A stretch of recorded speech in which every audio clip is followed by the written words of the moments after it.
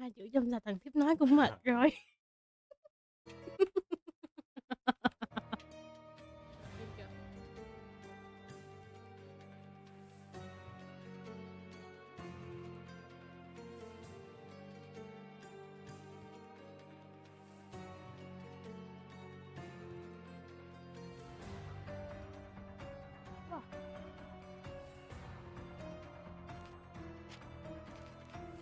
Có phải ông nghĩ á,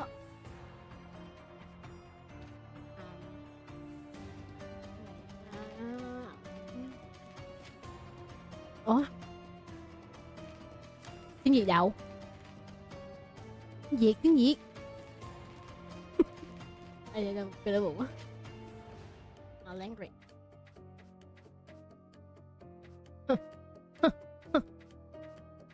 Vietnamese không có Việt Nam không có Việt Nam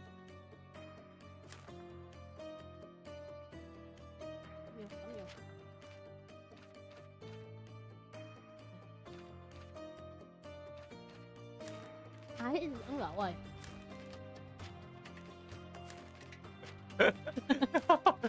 cái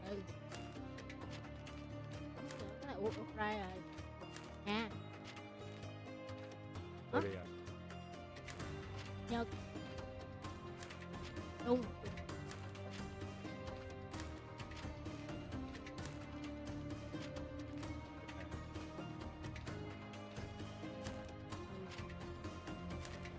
tiếng Việt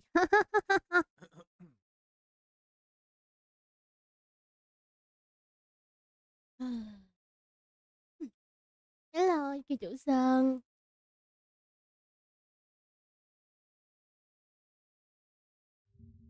chết rồi không chuẩn bị cho ổn không bất ổn quá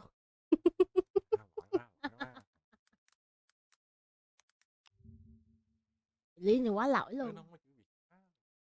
ủa nãy nó nằm trong Việt hóa á Việt hóa kìa biết luôn trời ơi rồi mọi người cứ đợi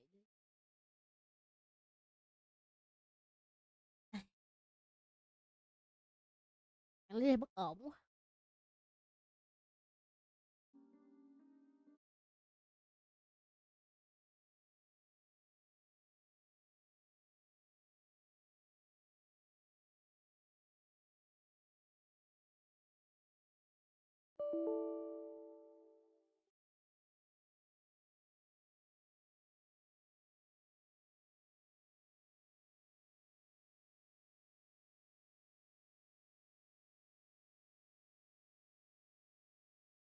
mắc cỡ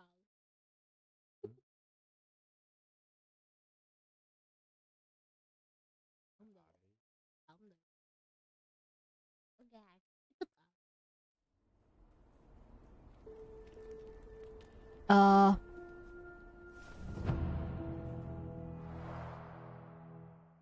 tức cho lại sẽ múc ban cho mọi người coi Superman có nghĩa rất là hăng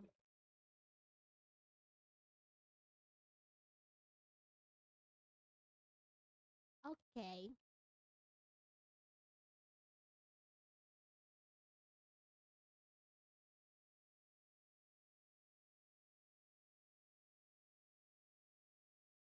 trò chơi sư tự làm đâu không thấy được ngọc đất máy khuyên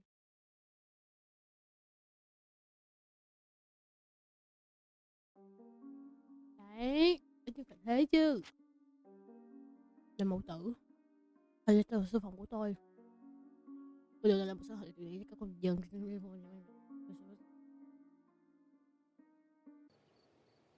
Ủa? Ok nào á đó là kiểu gì chị dỗ bé thành con heo á biết ba mình Ginger, that's what you need. mang nước A gừng mouthful of the mang nước good gừng stuff tới and cho you'll cậu see the đây back of cái any gì là tới cậu seasick cần này Thank you for your support, John. Don't suppose you actually brought any ginger? No, I don't get seasick. Terrific. Don't worry, Sherry. We've almost arrived at... I can...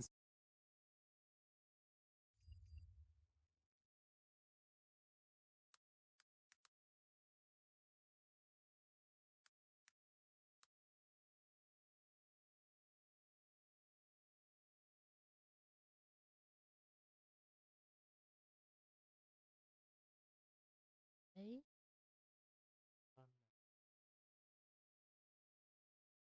Even if it is my mother's. Ah, that's just Mycroft's not. You needed to do this. Enough of the Nhầm, self-pity nhầm. and Cái này doubt. là So we're a little late. Linh Thiệt What Trùng. of it? We'll retire to the hotel and visit her in the morning. It'll be worth it. Thank you, John. And if you want to notify the captain's wife of his indiscretions, I will not stand in your way. Oh, at last.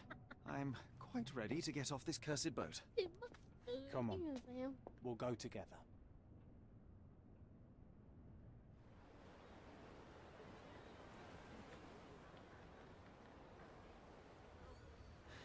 Ổn không?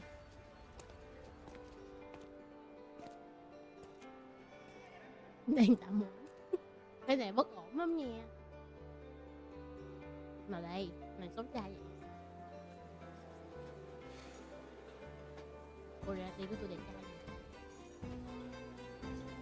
Không, to quá.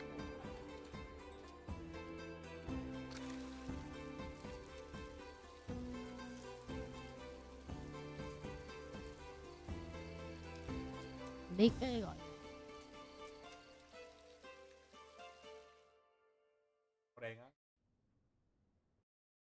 Hey, Sherry, come on, catch up. Yes, Em ép yes. được ổn không?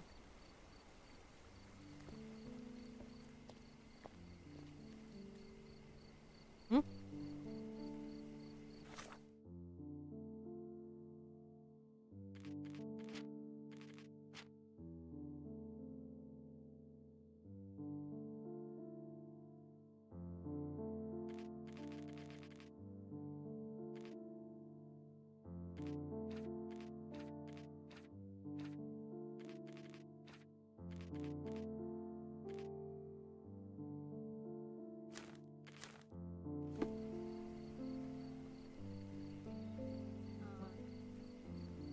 Có farm đồ được không mọi người?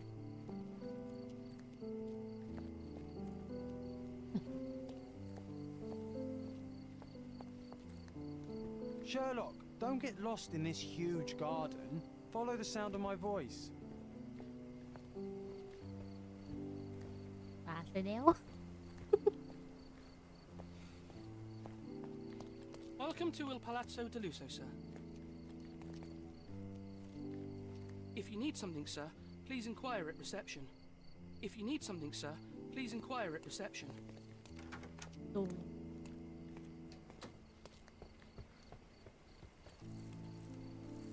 Ê, nghe này là camera nha. Ok. Anh này sao nhớ tới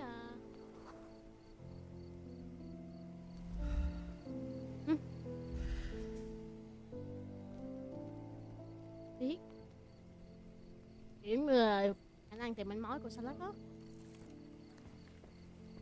Sherlock, don't get lost in this huge garden. Follow the sound of my voice.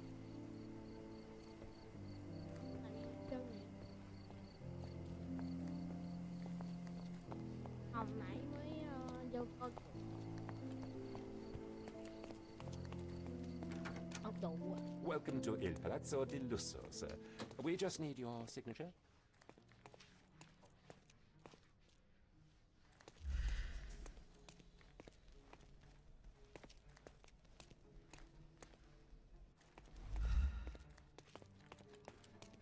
Would you kindly sign these papers, sir? There you are. Ah, Mr. Holmes. Yes, we have room 221 prepared for you. I see it was reserved for 2 people.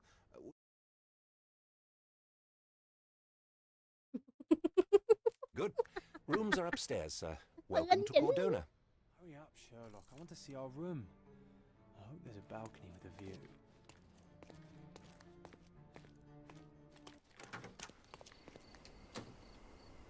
Phòng 201.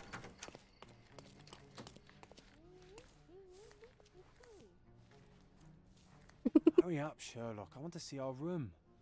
I hope there's a balcony with a view.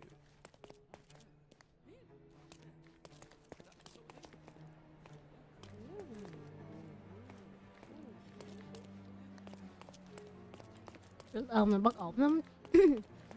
Cái nước thơm này là não ngắn nha. Không đụng được gì hết trơn vậy, tức vậy? Không, Chouli thích nhất là game có thể farm.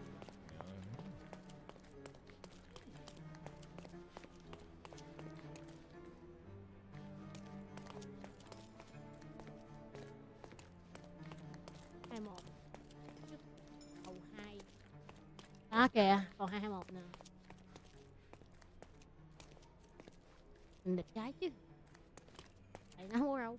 I apologize, sir, but your room is not yet ready. Perhaps in the meantime you would like to relax in the foyer? Tonight the restaurant is offering a complimentary marlin ceviche to all our guests. Let's check what they have on offer.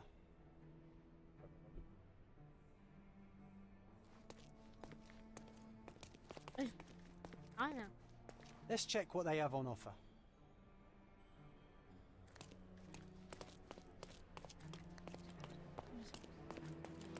Quần què. Hey, Sherry. Just our luck. If seafood's not to your taste, everyone loves Benedict's batch. Our poached eggs with hollandaise sauce. If seafood's not to your taste, everyone loves Benedict's batch. Our poached eggs with hollandaise sauce. A medium, John. Haven't we been through this already? Come on, it's not like we've got anything better to do.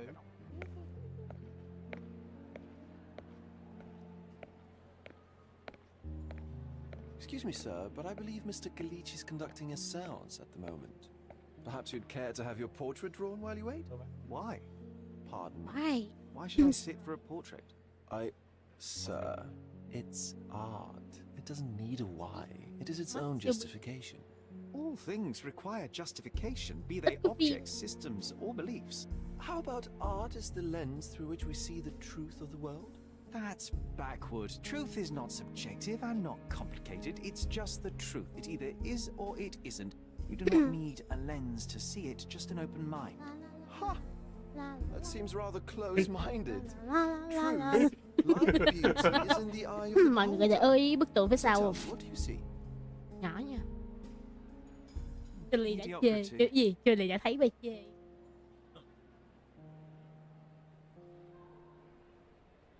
Come now, Sherry. What did he do to deserve that?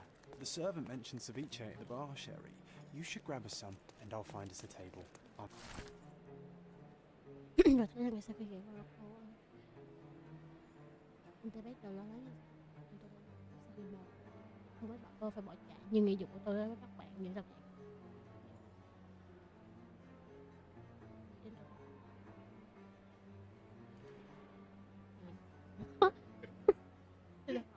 Họ hôn nhau và làm tình. Phải cứ I'm starving.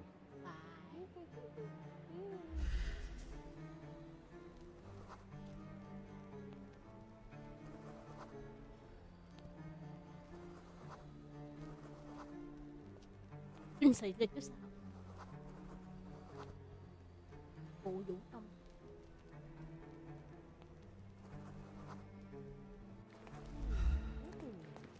Mày không hiện ra. Mày hiện ra coi. The servant mentioned ceviche at the bar, Sherry. You should grab us some, and I'll find us a table. I'm starving. Ý là mình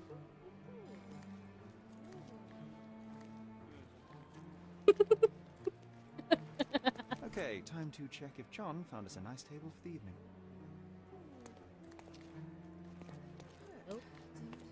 Sherry, I'm over here with my new Ursine companion.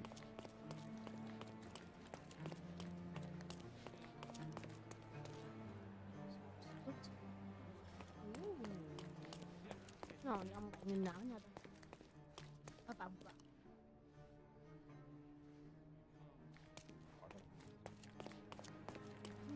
Tạm vỡ.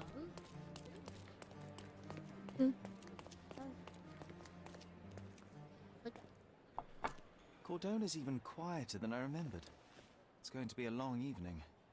Ah, come now, Sherry. What say we Hồi amuse xưa ourselves cái with a game này little phải gắn khác vậy game? đó. Tại What were you thinking? Oh, promise me it isn't nonsense. After being cooped up on that boat, Hình I am nó không đẹp trai nha. itching for activity. Oh. Ừ. As you can see, someone left a cane on our table. Đẹp trai đấy. I simply Nhưng thought mà you không biết could xem identify Moriaty its game như thế owner. nào. So it is nonsense. It'll Tôi take bị me a xếp minute, John, sẽ at rất là most. mấy à. Well then, you can làm deliver it to xem him as Moriaty. well. Đúng lắm. Cái gì luôn á. Đúng không? Thằng này em biết rồi. Deliver it to him. Giống Then what are the staff here for? Aesthetics? Stubborn, Sherry. Too Đúng thật, stubborn. Siri. You wanted Tự something tính to đồ do. lắm đi. Slapping oneself in the face is also something to do. That doesn't make it worthwhile. But all right. Let me take a look.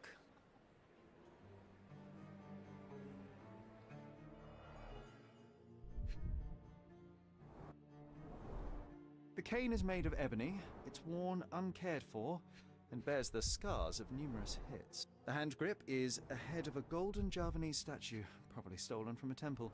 The dent, a crest depicting a bulb of garlic in a meadow, perhaps the Fielding family or Meadows. Or this cane is an expensive and ostentatious weapon. Its owner must be vain, volatile, and Em nói evil cho anh English biết. blood. Vô Take hạn it lưu with hơi you, bị Sherry. nhiều. Let's return it to its owner. Kiểu chuyện vô hạn lưu mà anh không có manh mối là coi như là nó làm chết. Người đẹp. Ai ơi, sao em cao vậy? Không để cho anh cao chứ. All right. I hope you noted down your observations in your casebook. But how are you going to find this nobleman? The cane itself is not enough. I may have to ask other guests if they saw who was here. Vlog có thể hỏi người đang đứng gần quanh mối nhấn C để mở sổ tay điều tra. Tìm chứng cứ với nút X rồi trò chuyện với ai đó.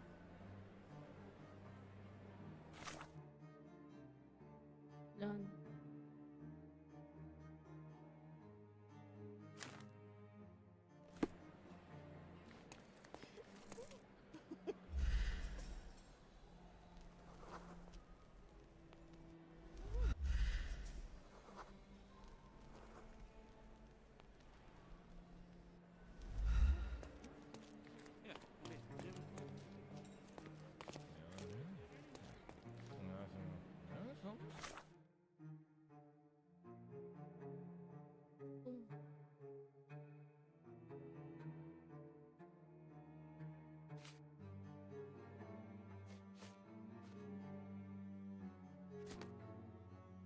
Bản đồ bự đấy. Cái này hay, cái đồ này hay.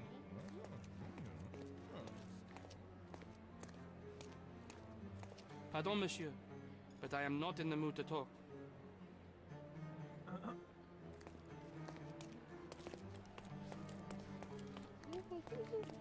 những người gần đó.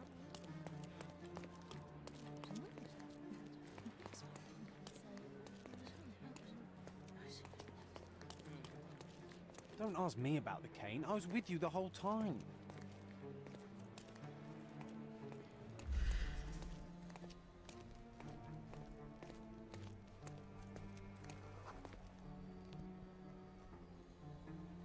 Pardon, monsieur, but I am not in the mood to talk.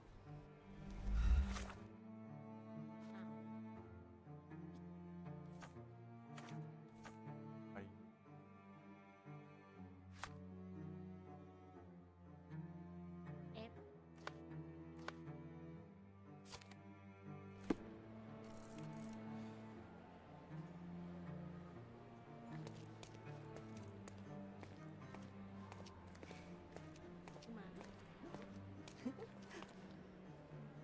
May I ask for your assistance?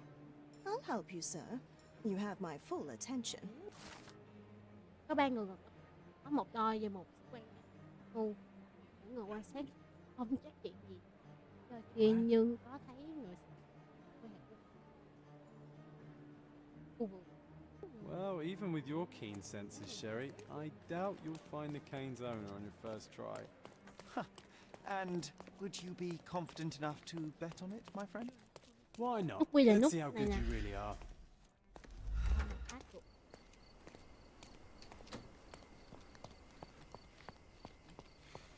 Not that one, huh?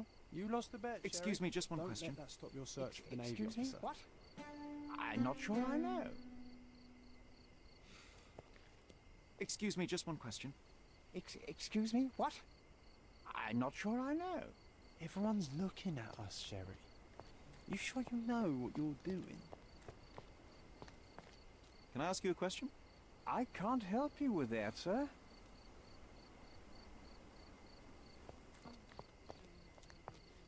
Are you able to help me? I can't help you with that, sir. Everyone's looking at us, Sherry. You sure you know what you're Can I ask you a question? My dear fellow, you're talking to the right man.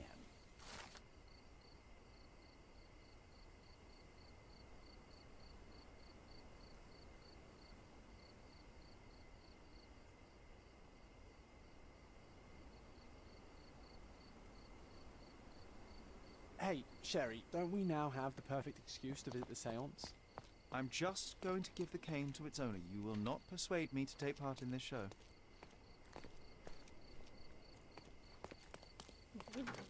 Không gọi hồn.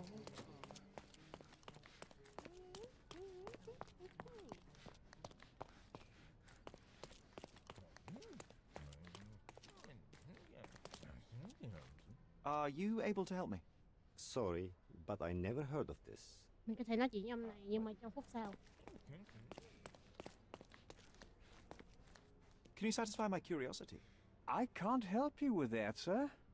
Oh, I am bored. Call me when you find the answer.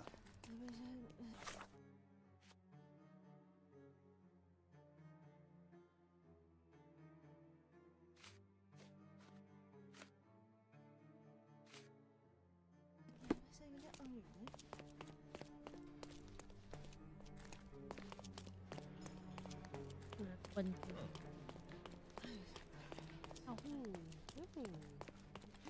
Can you satisfy my curiosity? I have nothing to hide, sir, but I've never heard of this. Tức là Help me, please. I cannot be of help, sir. Someone else might know đây là better. Time to check your who, what, and what, Sherry. Who are you asking? About what? And dressed as what? Are you able to help me? I can't help you with that, sir. Do you know anything about this? Excuse me, what? I'm not sure I know. Everyone's looking at us, Sherry. You sure you know what you're doing?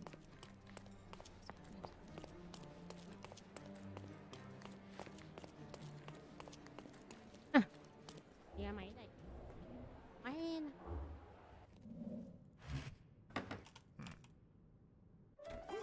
This hotel, this island, it's full of thieves.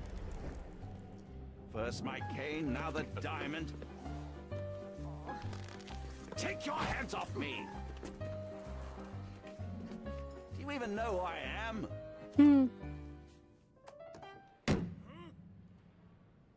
Hey, boy! That's my cane!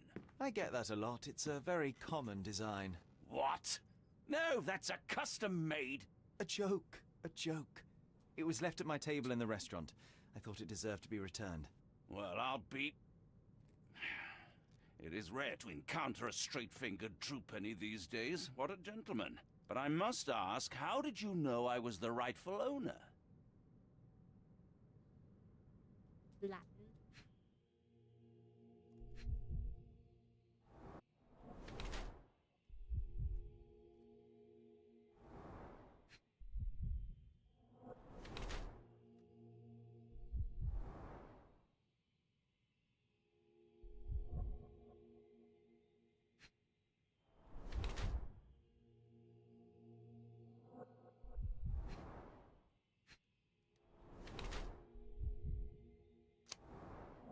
Đầu cô tỏ không may nhận cưới mặt xin đỡ gia sinh đâu mày áo à. Thế bây giờ cô quy hiệu cho nhận. Anh có thói quen đến các khu nghỉ dưỡng để được điều trị bệnh gan của mình của mặt xương đỏ. Ly. Đây rồi.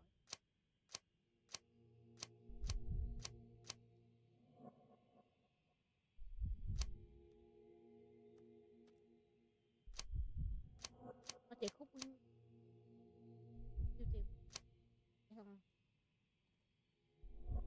Ông này ở bệnh viện gan, cho nên ông sẽ không thể uống rượu được. Nhưng mà nếu mà bây giờ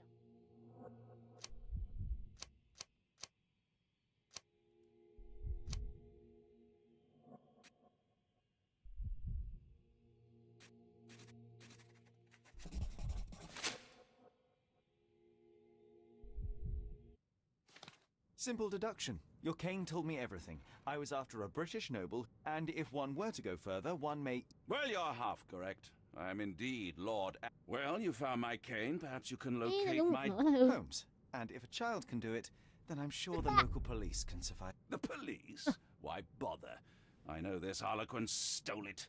The only question is, where is it hidden? Fine. Give me my stick and I'll resolve the matter myself. This thief almost confessed after a single punch. I suspect a beating may result in answers of questionable veracity. Fine. I shall spare you and he the trouble if you first answer me this.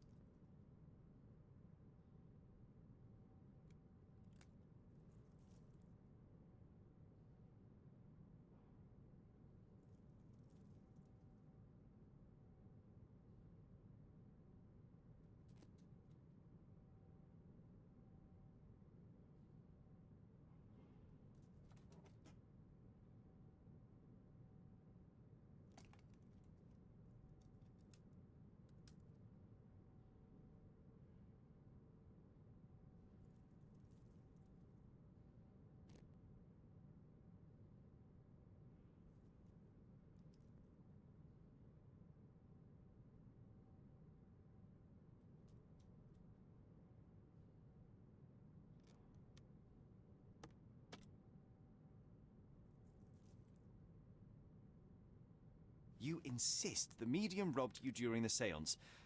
But what occurred exactly? It was a dirty trick. We were sitting here in the dark, chanting and holding hands, as expected. Then something began to appear from the medium. Yes. Common in the spiritualist trade, and quite the spectacle. Indeed, perhaps too much.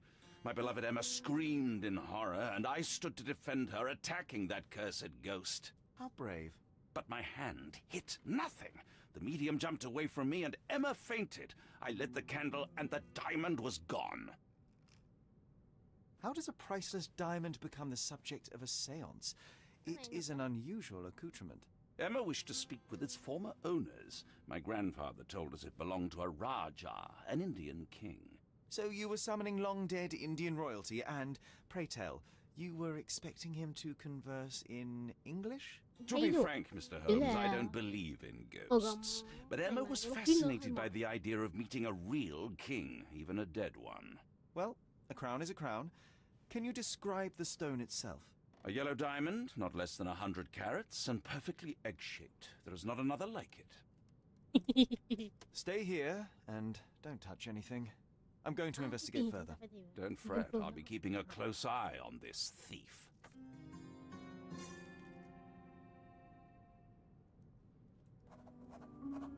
Find the stone, Mr. Holmes, and quickly. Pale skin, quickened pulse, unsteady breathing.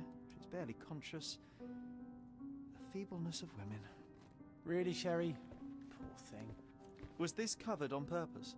Of course. It is very dangerous to leave a mirror exposed during a séance. The spirits may become enraged. Or someone may notice the trick they should not see.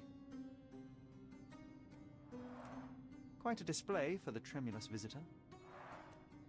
How can you not love this stuff, Sherry? It adds so much atmosphere to the room.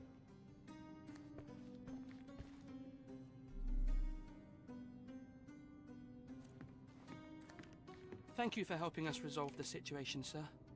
Thank you for helping us resolve the situation, sir.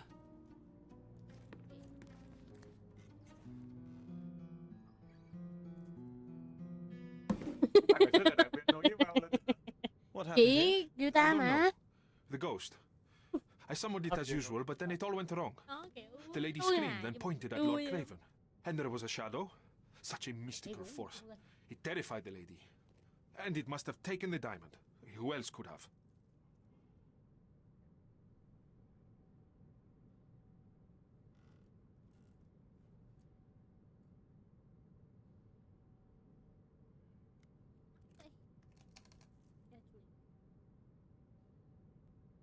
I will investigate, and the culprit will be identified. But the stubborn brute Lord Craven blames me right now. As if I could do something like that. Perhaps you can reason with him? Please?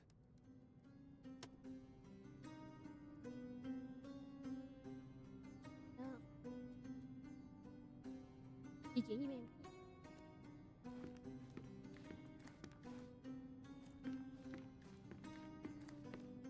Pale skin, quickened pulse, Không, cái unsteady này cái breathing, rồi anh đi. barely conscious. The feebleness of women. Oh, I love the ambience. Nice and creepy. Thank you for helping us resolve the situation, sir.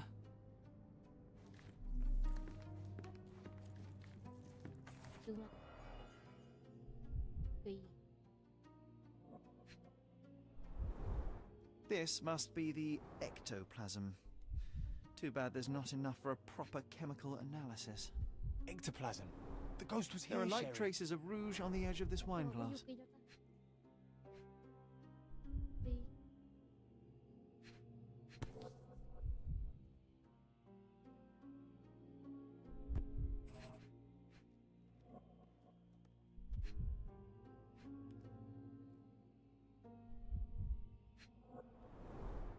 Half a glass of Balblair scotch and the remains of a Paul Aranaga cigar.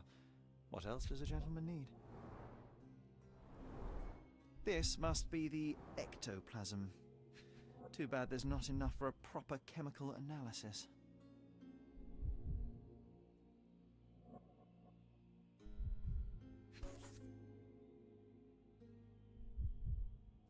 This brooch is old and cheap, but the moth design has its charms.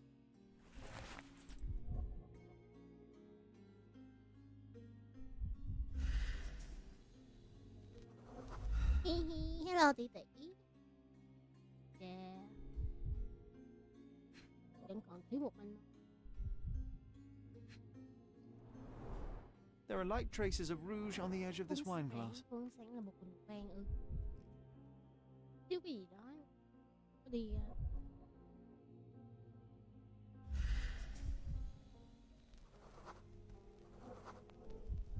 The diamond was placed on the table so that all participants could reach it. Ah, seems like you're ready to delve into your mind palace, Sherry. I'm sure you'll make some good deductions. Để đã tìm thấy đồ manh mối là suy luận mà sao ta điều tra bằng si sau đó. Đường hướng tới cung điện ký ức tại giao diện đó hẹn ép các manh mối lại.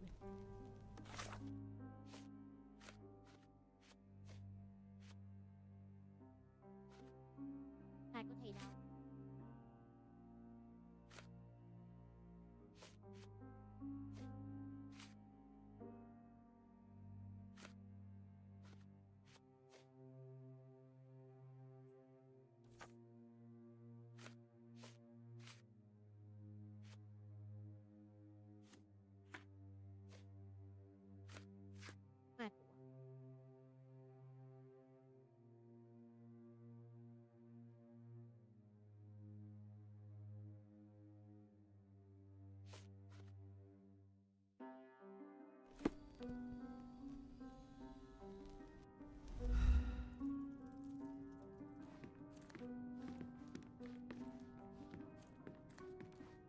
Tôi biết cái này chỉ là mới mở đầu thôi. Khá là ý của John. Này thì điện ký ức nào. Phu nhân chỉ tay qua bàn. Phu nhân đi qua bàn. Phu nhân Caven chỉ vào thứ gì đó bên kia bàn. Lên lãnh chúa Caven đắm tên thầy đầu. Phu nhân Caven đó gì?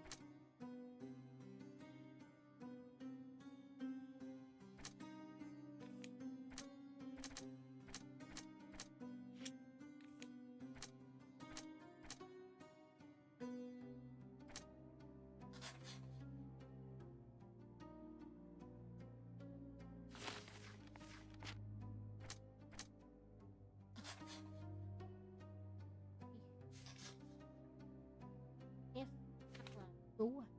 Hãy gần đây chọn một bằng chứng thích hợp với góc. Nhưng mà từ từ. Đi nào. Đi nào.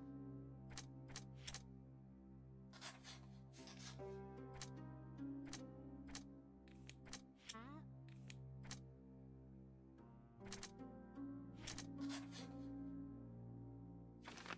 Nhưng cả bên chị theo một cửa sổ tôi chắc mấy bạn không xong luôn.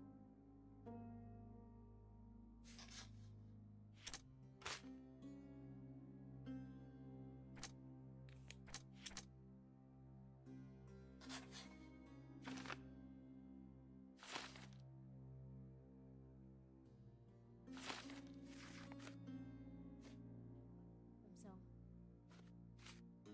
Hai cô lên chúa Kevin. Đáng lẽ nó phải cho em kéo xuống. Ê, không có được. Nó chạy rơi xuống này nè. Thấy không? Chạy lên chạy xuống. It seems there may have been an unexpected visitor outside the window. Ah, I hope it was the ghost of the Raja. This hefty chair has nearly broken after hitting the wall. One man even lifted it. At Cambridge, I was captain of the rugby team. It was no place for weaklings. Oh, I love the ambience. Nice and creepy. Không.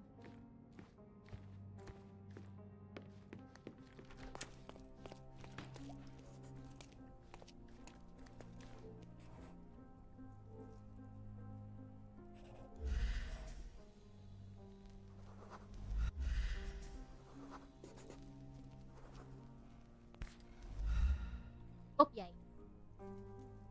This looks recent. A shoe with a broken heel will surely leave scratches. All right, John. Do you think a ghost could leave this footprint? I'm reserving judgment. Use your keen eye to follow the trail. Hai.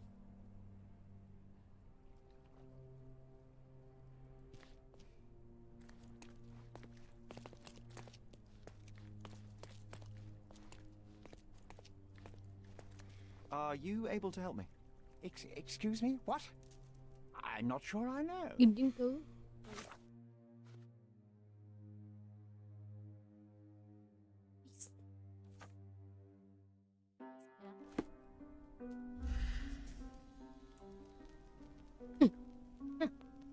Hỏi mình nữa kìa. Nó hết đánh đàn xong giờ ngâm tiếng bộ. Thì xếp hai này với nhau nha. Ghost hunting. This case gets more exciting by the minute.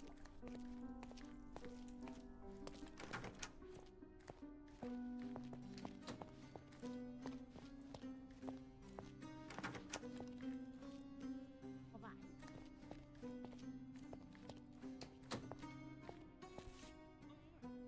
Mất đế. Size 4 with a broken heel. Size 4 with a broken heel. Nhưng mình không, nó mất cái đế nè. Cái đế là nãy mình mới lụm nè.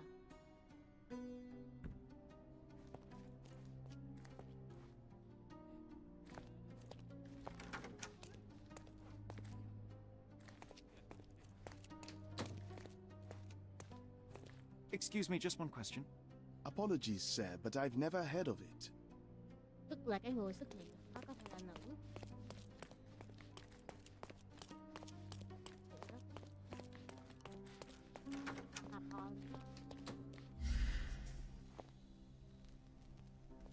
thì chúc mình cam anh mong.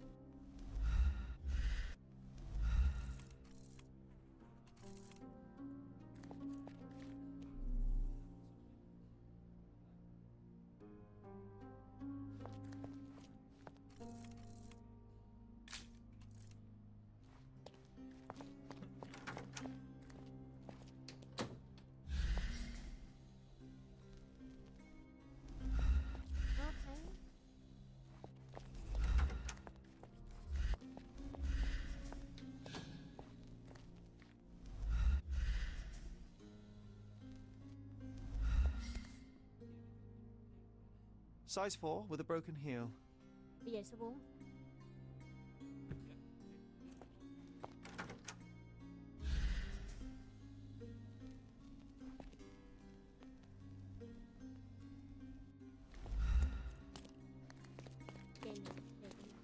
Nhưng cũng không thể lọt.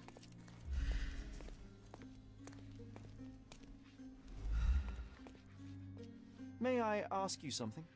Don't be angry, sir, but I truly don't know.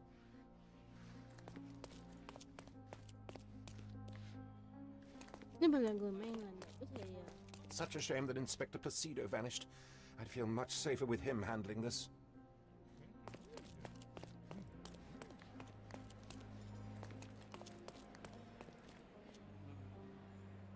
stop on you.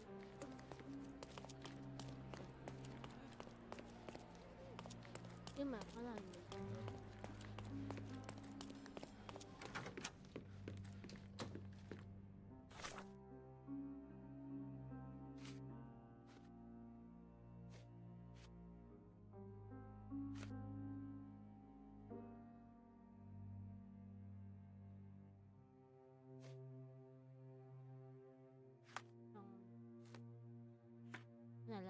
cái này là nhật ký của John, này là kiểu như là nhiệm vụ thôi. Chúa Hương nhận cái phiên kim bị đánh cắp ông thợ. Chúng ta thiếu cái vật thứ.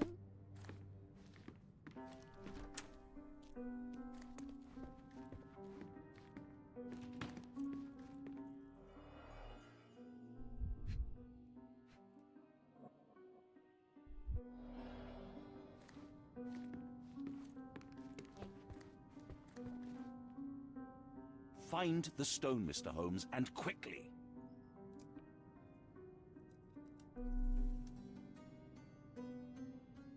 Đèn là phải tương tác. Được rồi.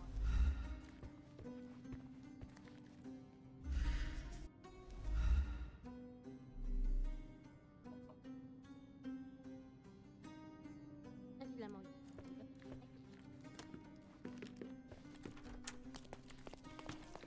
mày phân phân nhanh vậy con. Mày mới trong này xong.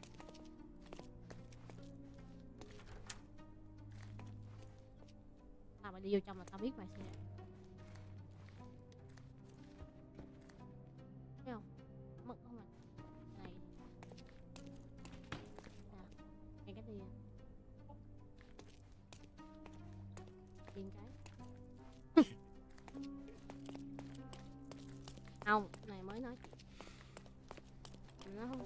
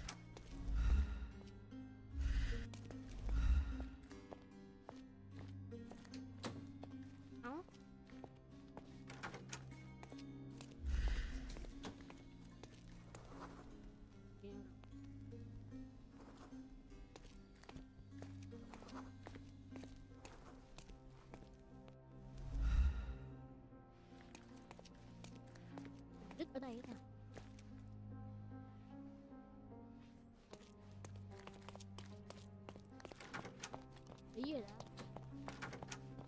Ý chắc rồi.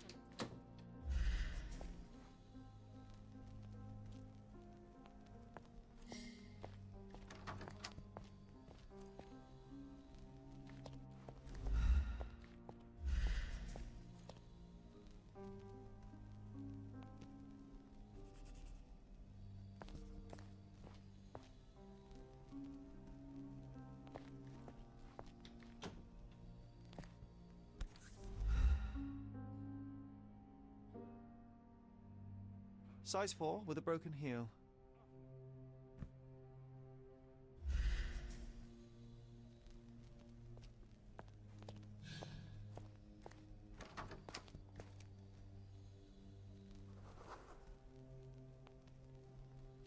Táp áo ly.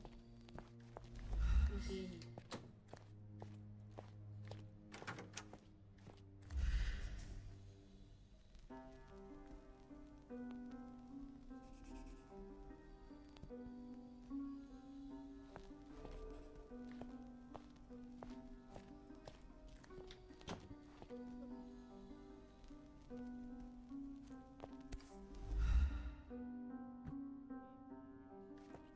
ý đã. Quỳ, quỳ.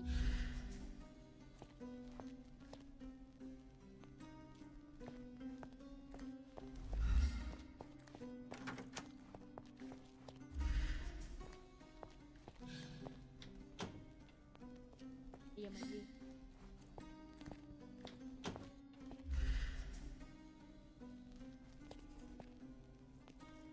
No, no. Không, nó ở trong á. Mình đi trong này. Ở dưới xước, ở dưới xước này, dưới xước này. No.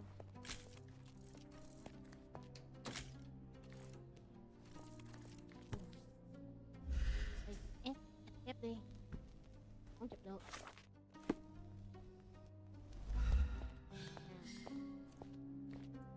Mình đứng ở đây. Ui.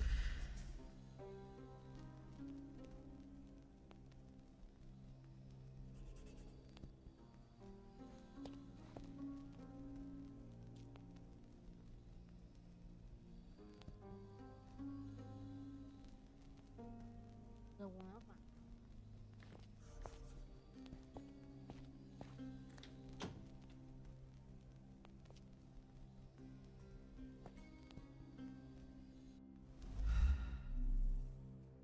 Một dấu chấm vàng á.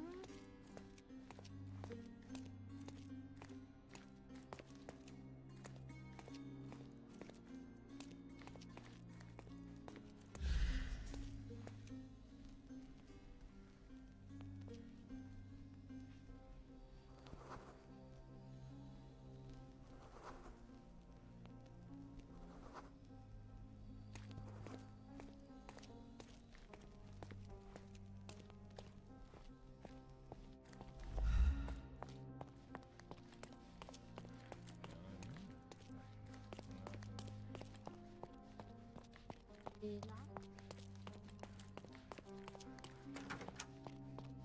Chú mình nói.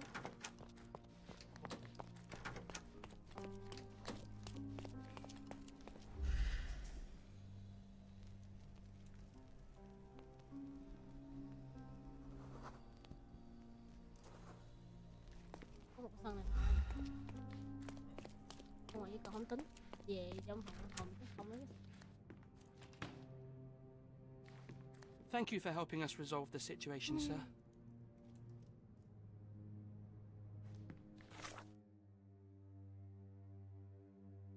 Gì chứ địch.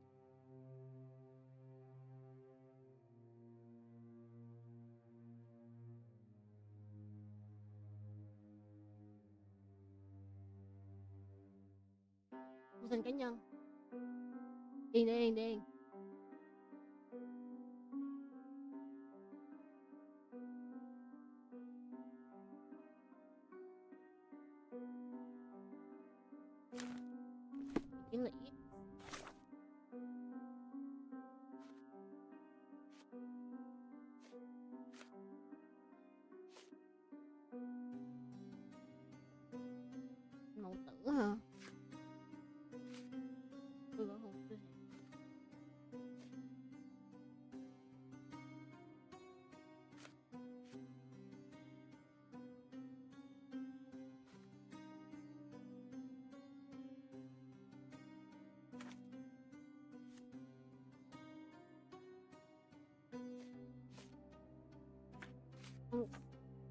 No, tắt đi, thì không quan trọng.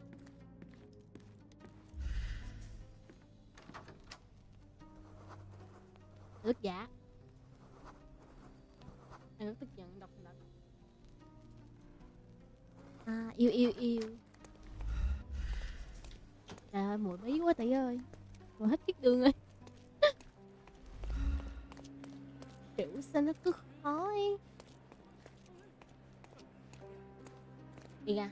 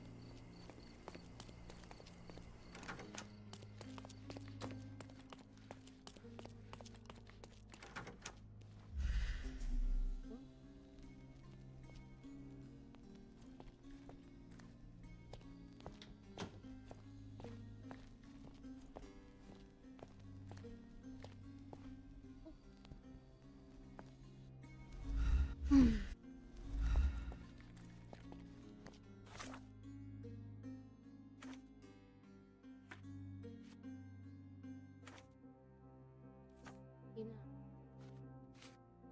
Cung điện ký ức.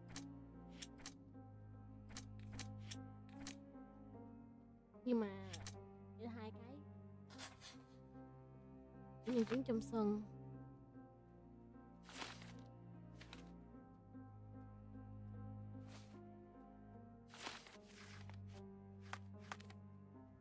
Nào.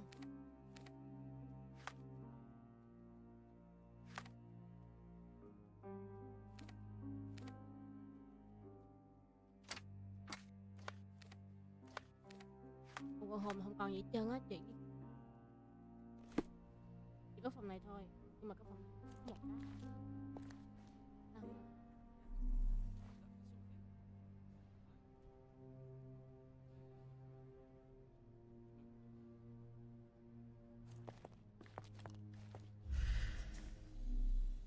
Vậy?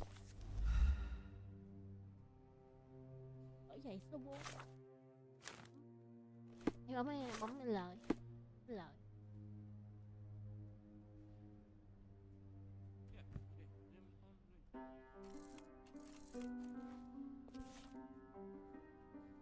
Rose Moore. All the maids in the hotel wear this exact shoe. So, definitely not the ghost of a Raja? Hey, Bill! Unless... No, what a shame. Our witness was a nosy maid. Searching the entire hotel could be difficult. Perhaps the other maids can help us find her. This reminds me of Quỷ a fairy này tale, xuất hiện thì tụi Sherry. mình mới xong. Did you find your princess? Người hầu phòng. Excuse me, just one question. Apologies, sir, but I've never heard of it. Phải không kia?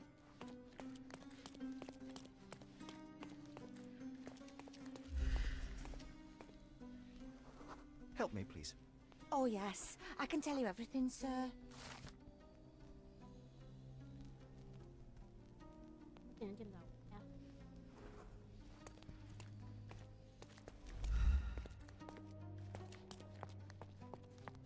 Dạ. Chanh đường này. Are you able to help me? Don't be angry, sir, but I truly don't know. Cái bức tranh đường kia.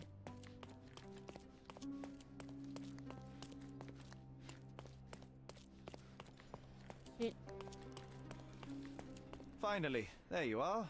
One would think a maid would be easy to find in this place. I'm sorry, sir. Do you need more towels? No. You are the maid who saw the ghost in the seance room, yes? How did you know? Simple. You changed shoes after breaking a heel while fleeing the scene. I'm sorry, sir, but if I may ask, who are you? A precious diamond was stolen during the seance. Lord Craven entrusted me with its recovery. I'm sorry, sir, but we are forbidden to discuss the private matters of our guests. Are you also forbidden from peeking into private rooms, Miss? Saletta. Lucia Saletta, sir. Tell me, Miss Saletta, what would your manager say if he knew you were spying on guests? Oh, please, sir, don't tell him. I have a family. I need this work. I won't, but only if you answer my questions truthfully. And don't play coy. I can tell.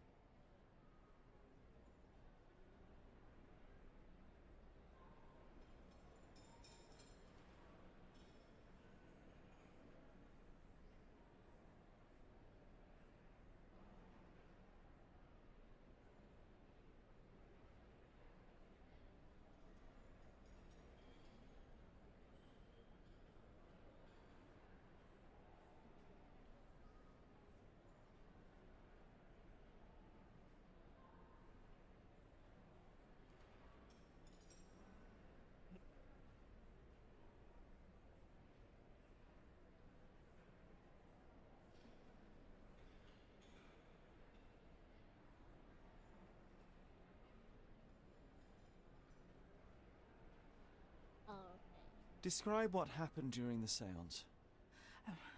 A lady and two gentlemen were sitting at a table, touching their hands to something. The medium started to whisper and chant, and a ghost appeared. A ghost? You're confident? It was unearthly, sir. It grew from the medium's chest, a glowing cloud or a bubble. I pressed closer against the window to see better. And the lady saw you? How did you... Yes! She screamed and pointed, so I hurried to escape, and I broke my heel. But I did see the ghost. A sickly, evil thing. And that's all you can tell me? Did you see any of what happened next? The medium, Mr. Galici, he was doing something with the ghost. He grabbed at it like he was trying to catch it. And then I ran. I suppose I should be grateful you endured these horrors for such a long time. All right, I have your account memorized. Good day. Oh, you scared the poor girl, Sherry. Did she really deserve that? We all got what we wanted. She talked. I stay silent. Oh, let's get back to the crime scene. I always love seeing you explain simple things to This painting looks authentic, but it's just a talented imitation. Oh, let's get back to the crime scene. I always love seeing you explain simple things to simpletons.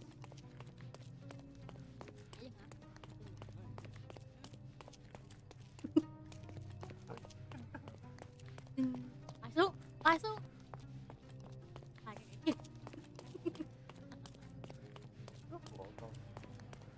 Buồn quá.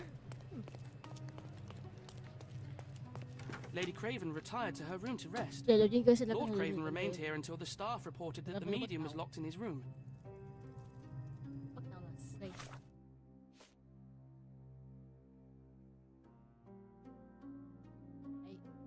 Đèn kia.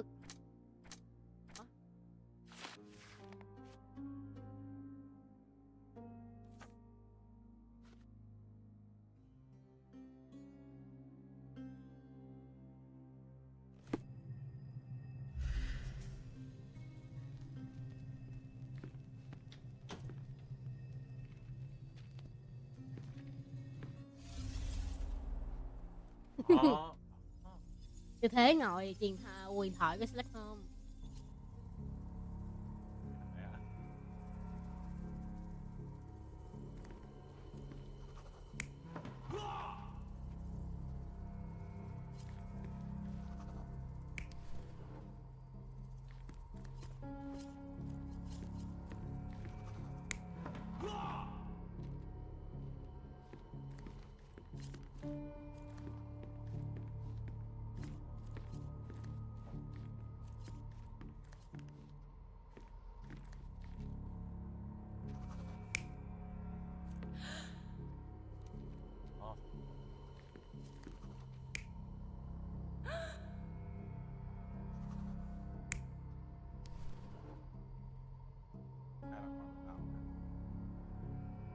Ăn tay.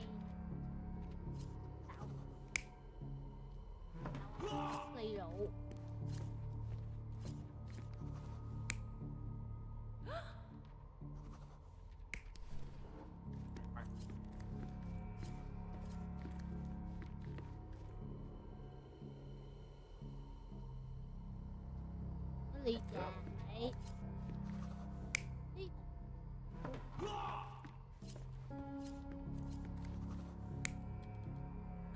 mà cái này bên Không có đỏ. uống rượu. Cái thằng này là uống rượu. Cái này thiệt là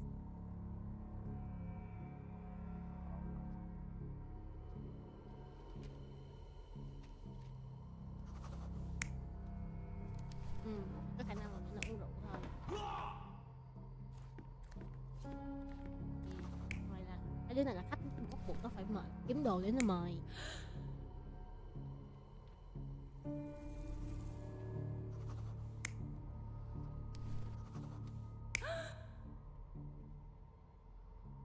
Thì bà này bà phải nhìn ra cửa sổ bà mới thấy được cái nhọn của nữ hầu. Còn ông này là ổng hút thuốc. Là ổng hút thuốc với lại theo suy đoán thì phòng này là của cái ông còn nên chắc chắn hai người kia phải có được mời uống.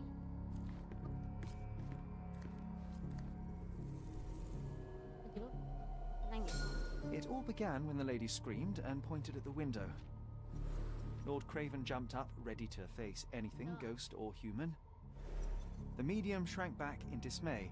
He was not expecting such a reaction and had to quickly hide the ghost.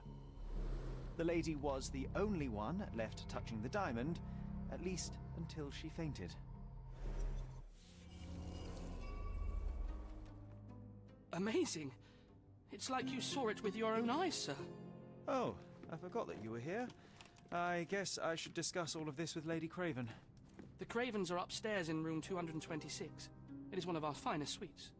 If the lady was touching a diamond, then she would have felt the ghost take it.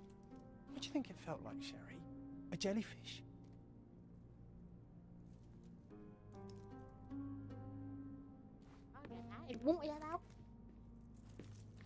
The Cravens are upstairs in room 226.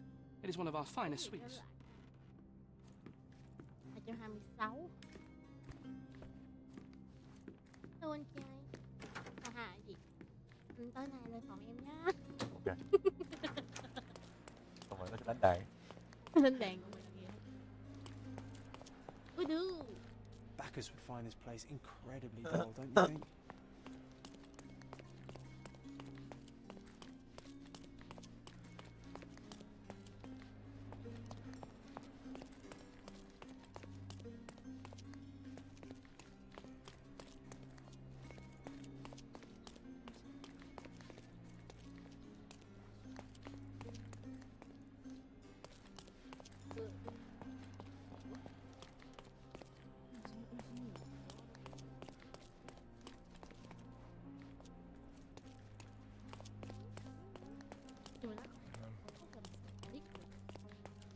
Could you help me?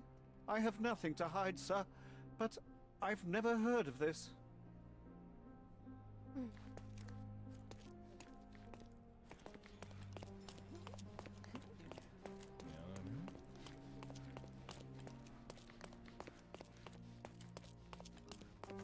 Lady Craven is... Can you satisfy my curiosity? Sir, I don't know. Try asking someone else. Giữ A và lọc ra những hình ảnh.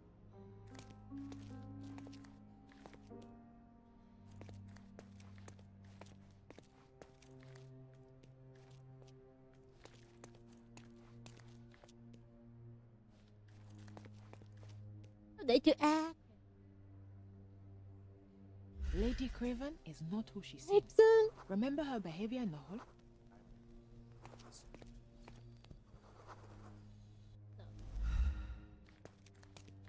Lady Craven is not who she seems. Remember her behavior in the hall?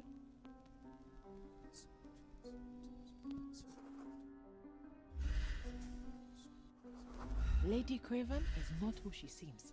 Remember her behavior in the hall?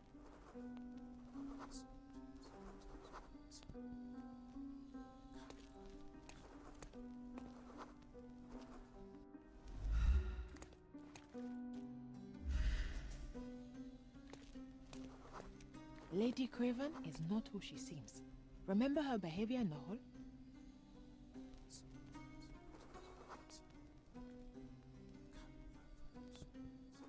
Lady Craven is not who she seems. Remember her behavior in the hall?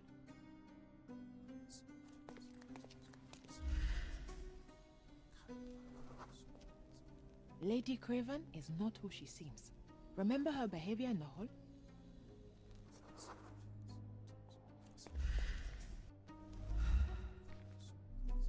Lady Craven is not who she...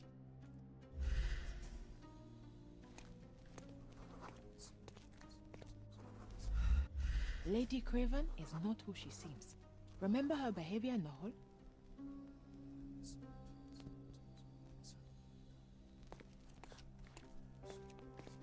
Lady Craven is not who she seems.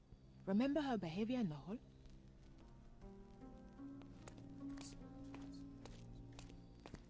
Do you know anything about this?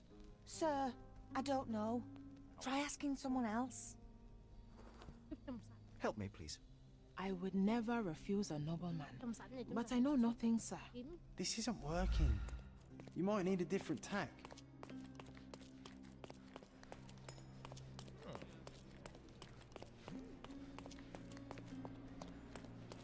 Thắc mấy đừng nào thắc nó là tánh nhạc.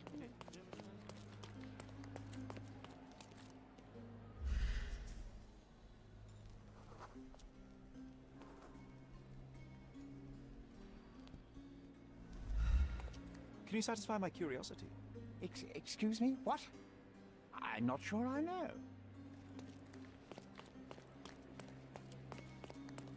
Pardon, monsieur, but I am not in the mood to talk. Help me, please. Excuse me? What? I'm not sure I know. Oh, I am bored. Call me when you find the answer. May I ask for your assistance? Apologies, sir, but I've never heard of it. Can I ask you a question?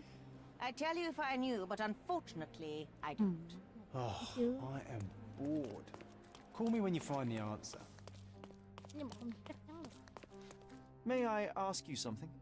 Don't be angry, sir, but I truly don't know.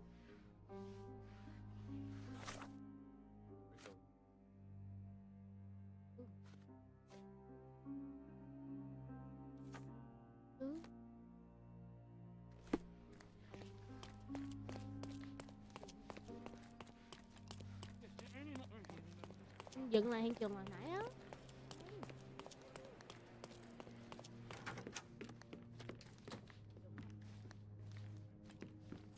The Cravens are upstairs in room 226. It is one of our finest suites.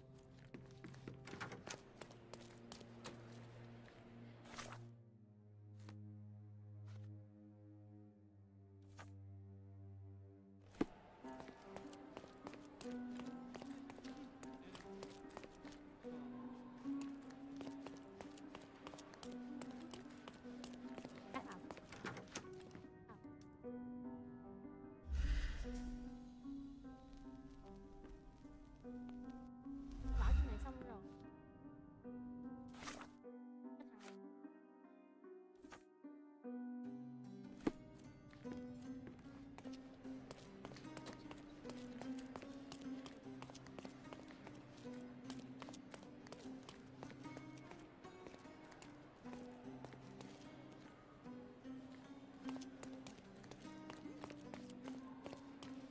Are you able to help me? I have nothing to hide, sir, but I've never heard of this.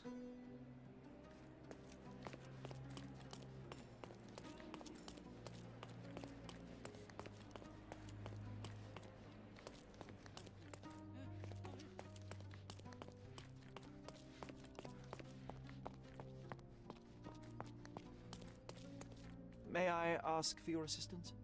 Please, don't get angry, sir. But I know nothing about this, I swear to you. Do you know anything about this? I would never refuse a nobleman. But I know nothing, sir. You obviously haven't thought this all through. Or are you just annoying these people on purpose?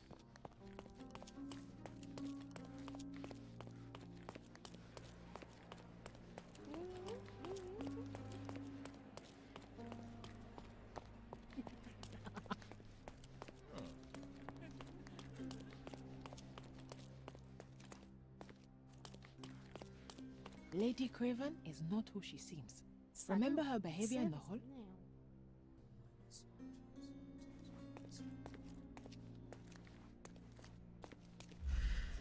Lady Craven is not who she seems. Remember her behavior in the hall? Bye.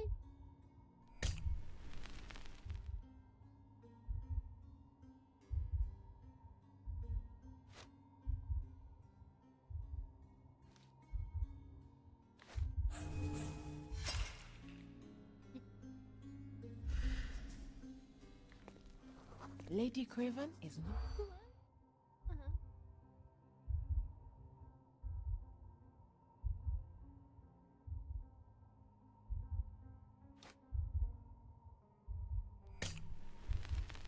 Oh.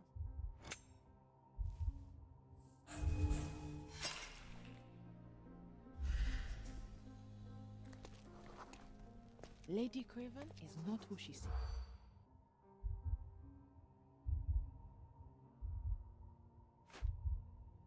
Đấy. Đấy.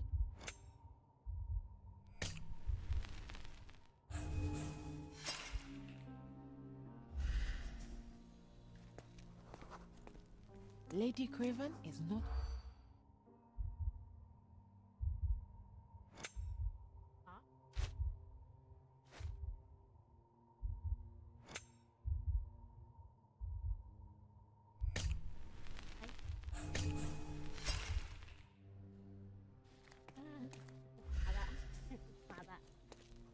Lady Craven.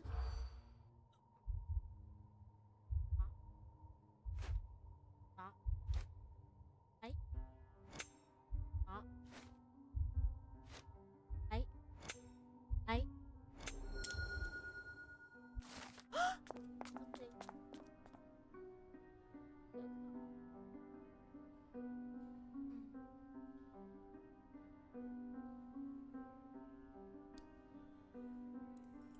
Ăn thịt cháu vậy?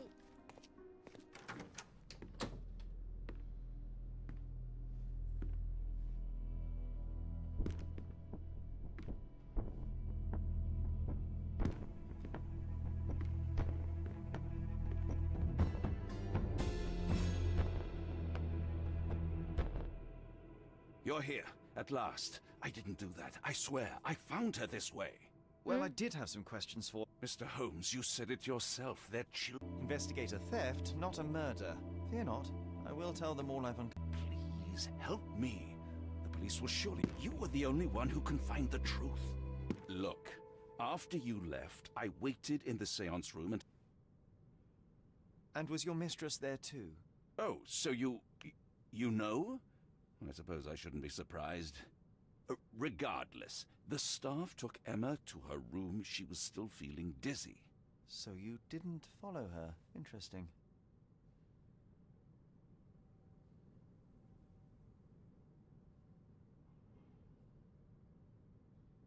Is Mr. Galici still being held? And where did the servants secure him? He's in room 225. But that pigeon-livered man at the reception desk refused to give me the key. Well, I will have to visit reception myself then. Perhaps he will listen to reason. Where did you go instead? To the bar. It had been almost an hour. I see. And how long did you stay? I partook of a well-earned whiskey or two before retiring upstairs. Ask anyone there. Now we arrive at the tragedy at hand.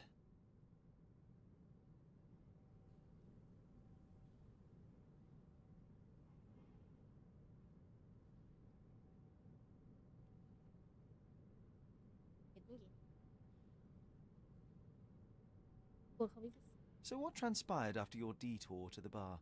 I headed up to my room to find Emma on the bed. I didn't pay her much attention at first. I was still preoccupied with that damned medium. But when I realized she was silent, I drew closer and discovered she was dead. What's more, the diamond lay right there beside her. Oh, well, that is splendid news. Splendid? The return of the diamond will be cold comfort if I live out my days in a jail cell. You must help me. Let me see what I can find. Barely an hour has passed and you already have yourself...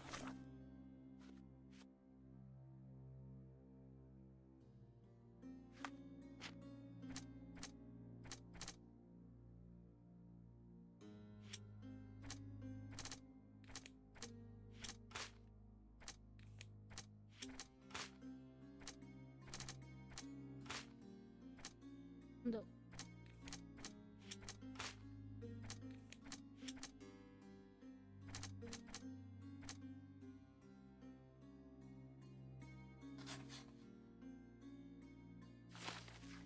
A murder mystery, Sherlock. Why am I not surprised? Ừ.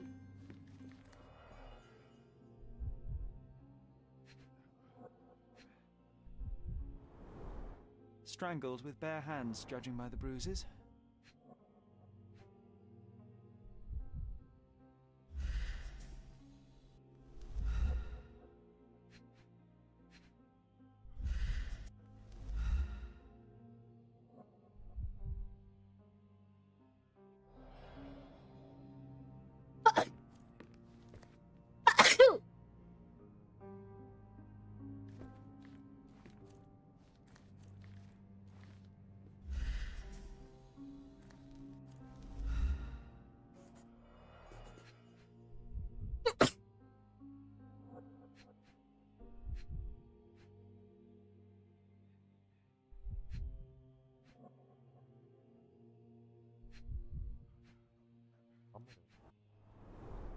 Strangled with bare hands, judging by the bruises.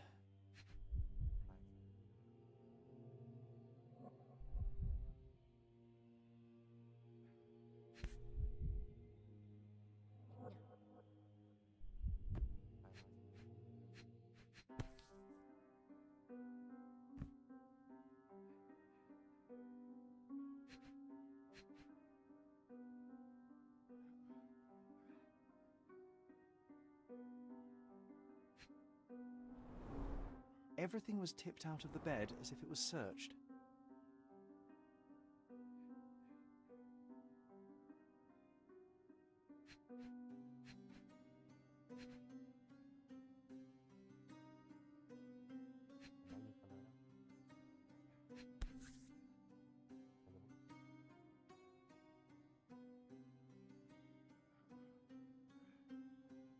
This must be the missing diamond.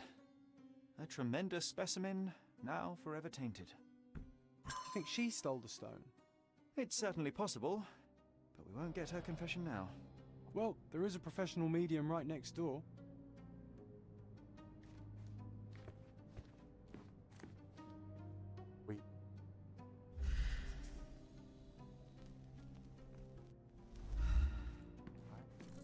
You?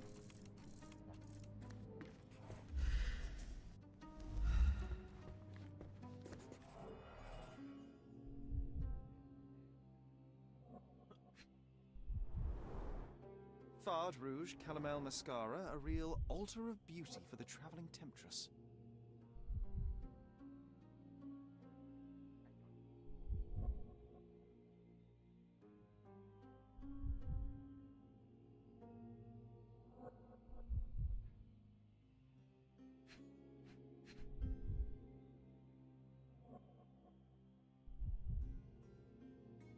Yên.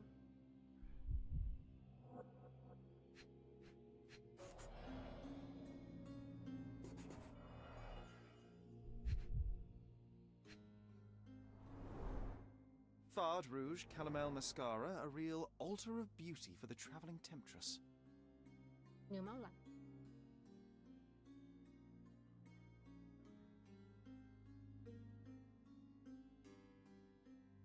Chuyển. Ôi. Ê.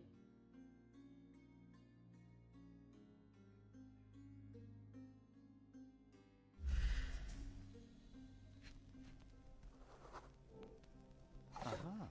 A neat Oh. hiding place. Why would she conceal all of this? Several £1,000s, that's quite a fortune.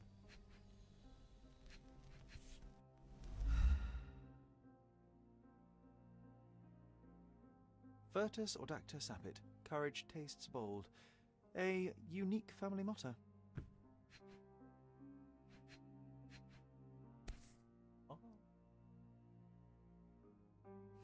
This ring looks out of place among the others, and the design is familiar.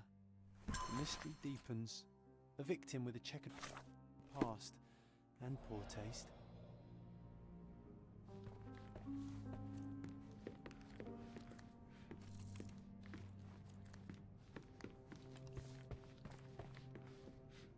Someone was not happy with his post.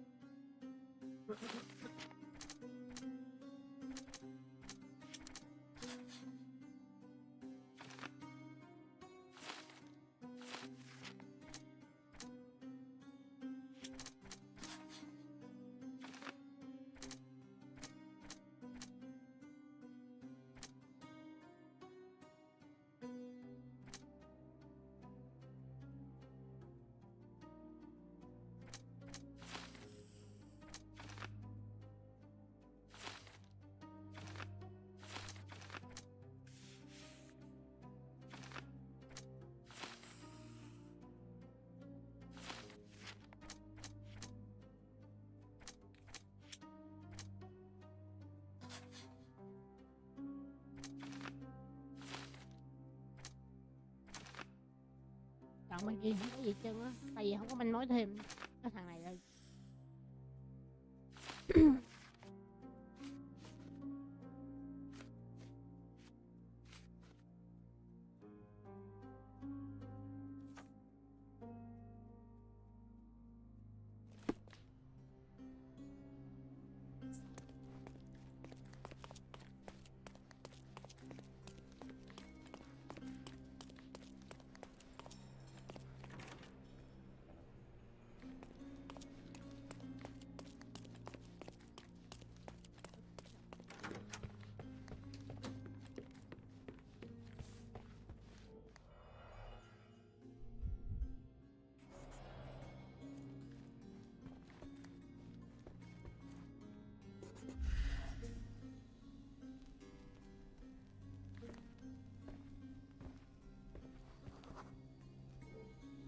A remarkably simple lock.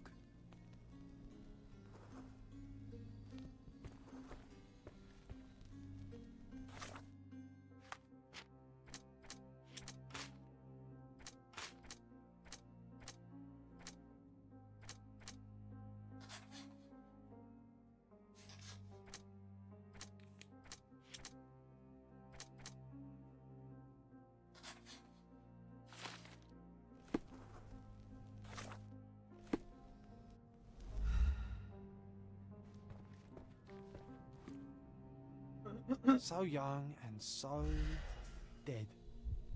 Another mystery to investigate, my friend.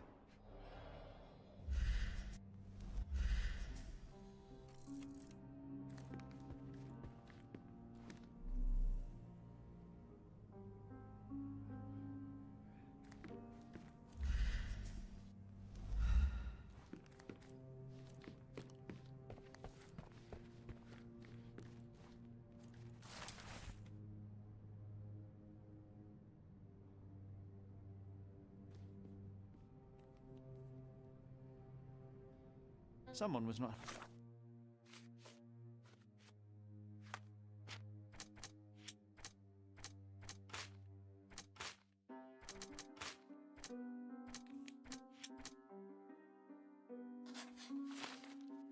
Happy with his post?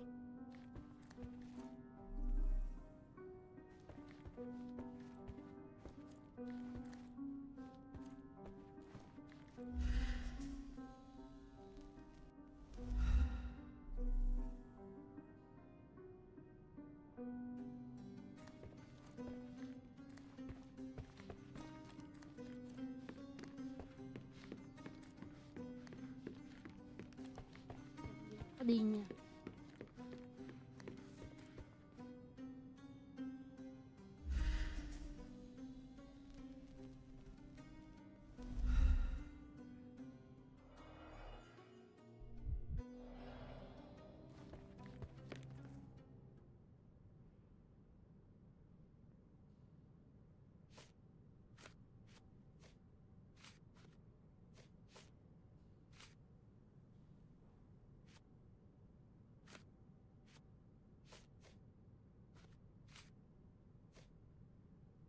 Stop wasting time. The murderer is getting away. Stop wasting time. The murderer is getting away. I doubt I can help with this. I am needed elsewhere. Chouli. Oh.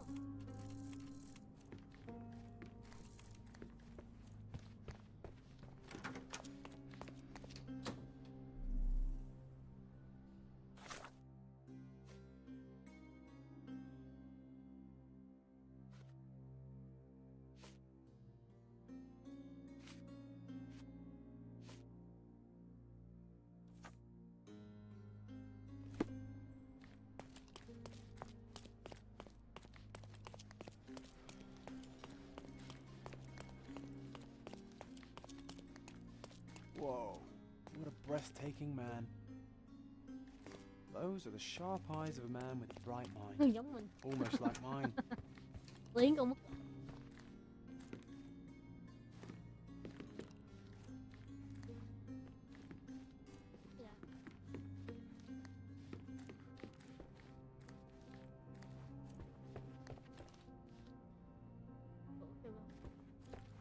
So young and so quá trẻ đi chết, chứ quá trẻ đi chết. another mystery to investigate, my friend.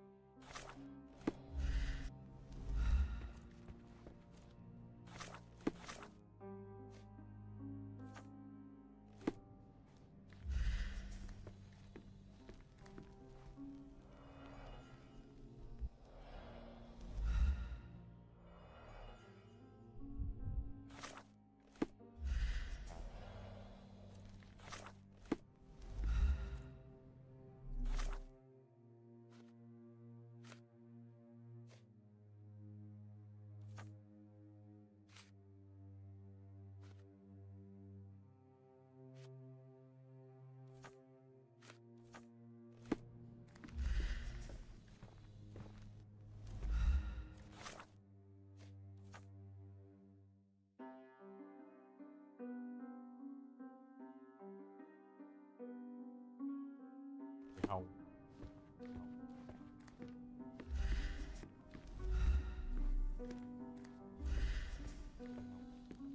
Không.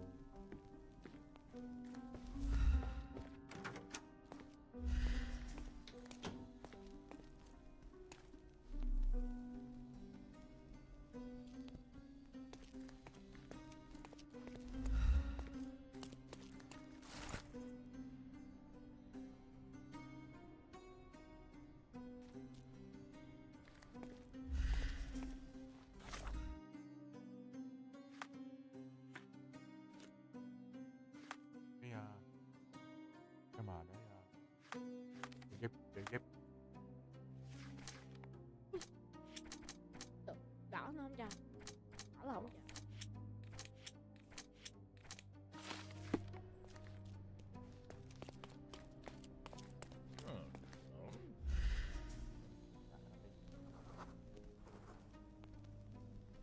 May I ask you something? I can't help you, friend.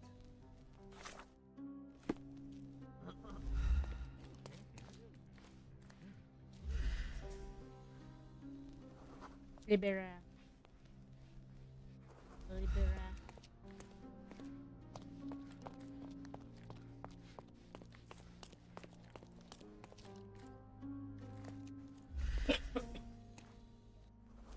Làm.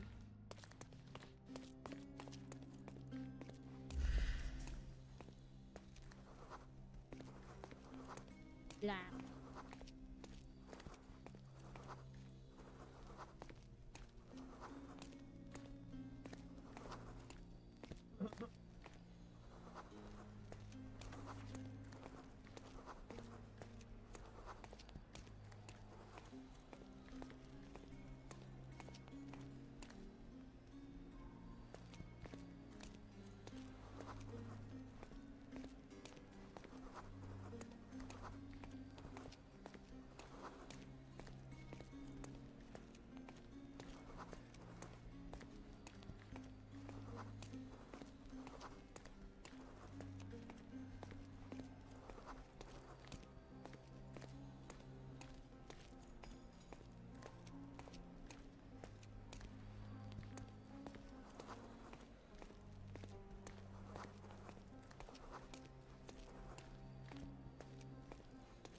ở trong này.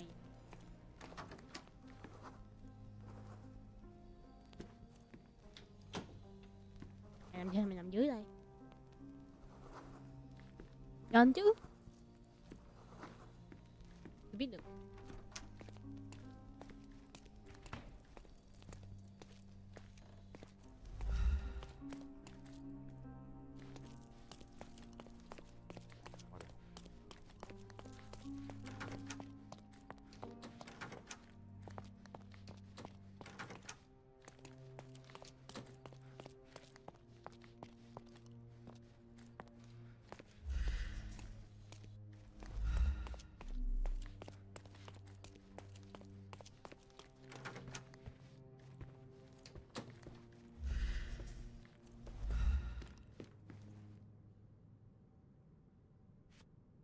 Get to the point, Mr. Holmes.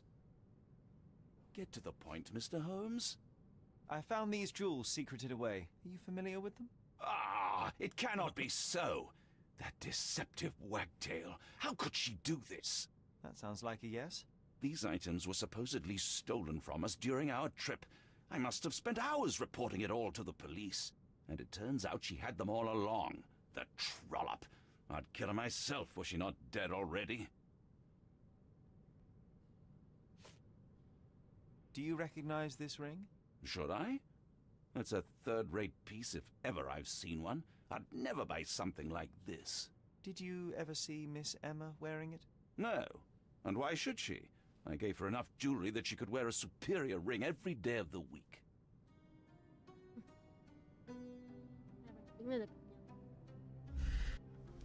Do something about it, Holmes. I did not do it.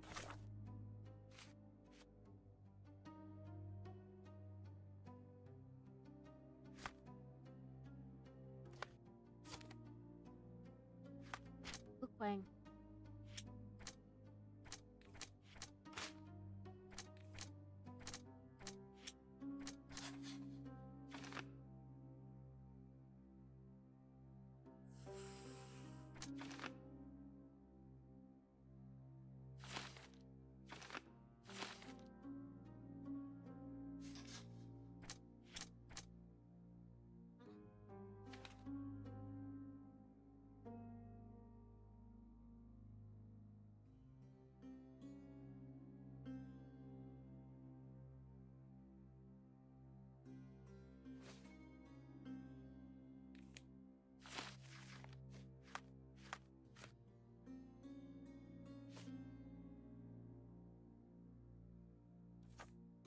You know that.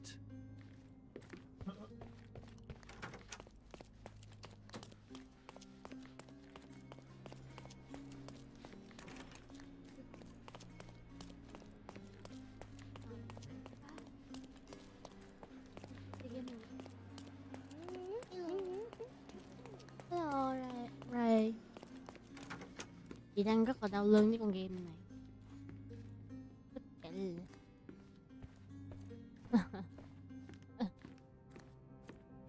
thức 4 đêm đâu. Gì? Con chó lại. Miu, lại đánh cho anh ngang bảng coi. Oh, I love the ambience. Nice and creepy. Còn mày nữ tính thêm miếng hay mày nằm dưới vậy đó.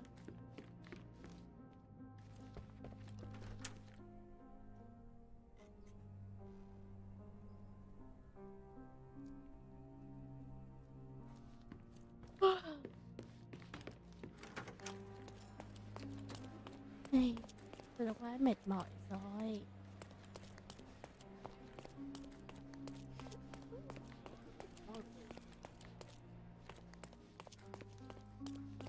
Cái này chỉ là giải mã thôi em ơi, không có rượt đuổi đâu. Rượt đuổi là chị chết chục lần á. Kiểu như nếu mà bây giờ rượt đuổi là chị chúa chết luôn á.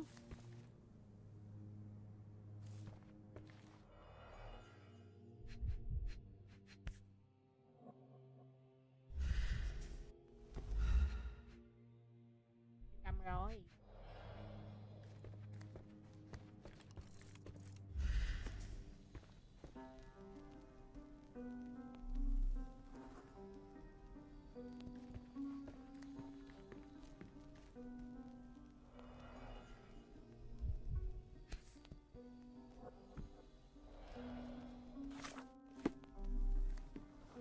Do something about it, Holmes. I did not do it. You know that.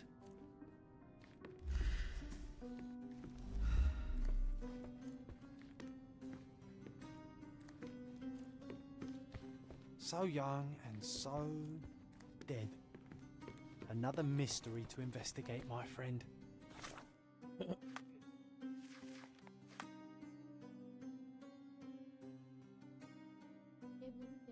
Nó trang sức được dầu, nó làm bằng đồng đã nhìn là khỏe hơn so với tiếp theo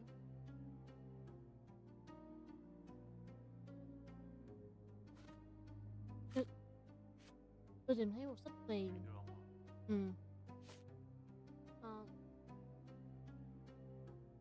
Với bằng xương cổ bạn kháng thi thể lục tung. Cái ba cái màu đỏ này thích nhỏ quá hả? Không phải đâu, tại vì chị bị nghẹt mũi. Ai đến lây bệnh hả chị? Chắc cho mạng. Là nhỏ dữ chưa? Hay là chị nó chỉ bắt cái dòng em?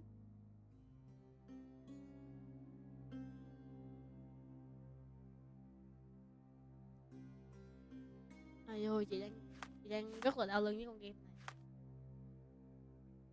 Sao đó?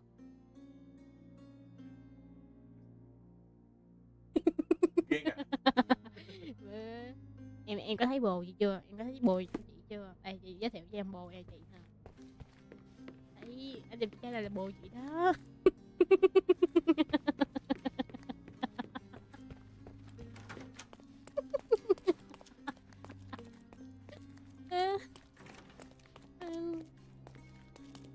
Này đâu phải tên con đâu.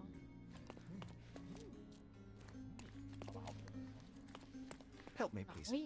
Please, don't get angry, sir. But I know nothing about this, I swear.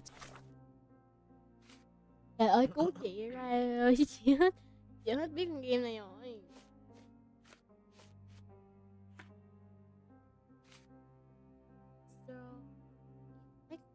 Game gì vậy?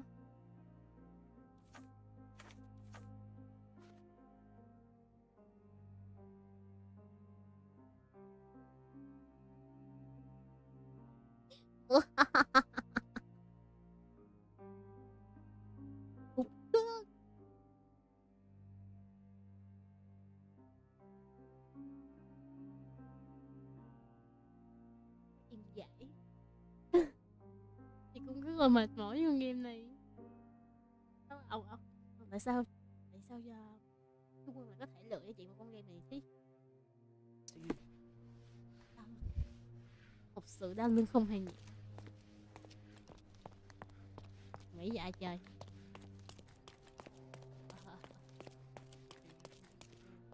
Thấy không? Đi đâu? Thấy không? Đứng đúng thủ luôn. Vợ hay vợ của mày nha. Vợ nhà gì kính chị. Không, em yêu. Tối nay đi vào phòng anh nha. Hẹn 10 giờ tối nay không gặp không gì.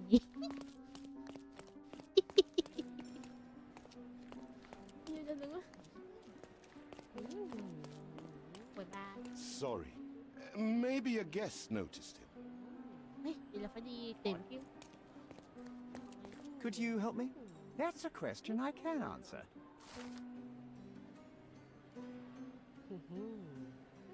Cũng điện thức.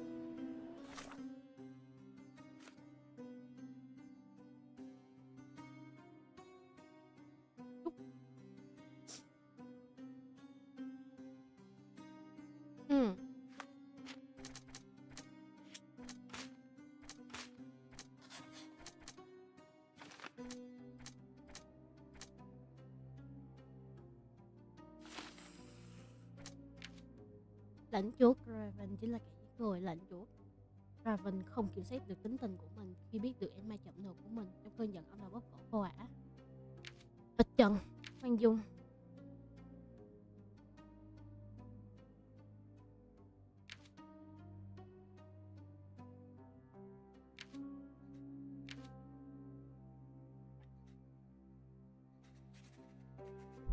Không thả nào hết.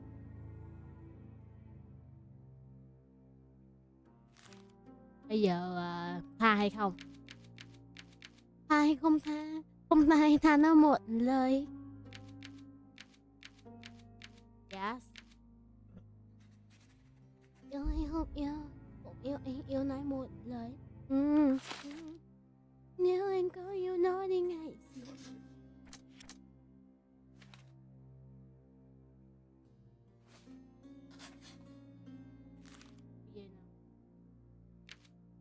Không.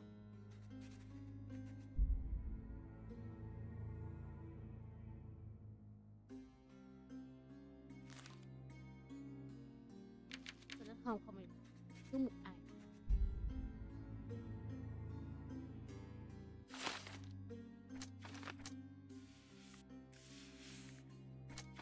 Có hết luôn.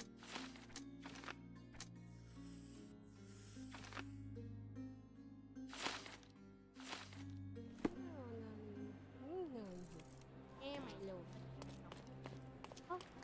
Biết không, cái lưng của mày ổn luôn. Hay vậy sao? Chứ sao nữa em? Lại chả hay.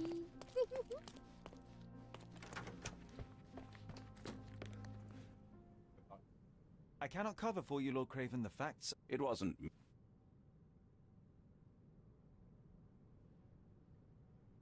You entered the room just as Miss Emma was hiding the diamond. Discovering that she was the thief was the final straw. Preposterous! I didn't know a thing about it until you showed me her stash. You have bruised knuckles and you look... This whole evening was... A couple of whiskies go down fast for an alcoholic. That's ridiculous. I am no alcoholic. There's plenty of proof, sir. You scoundrel. You said you would help me.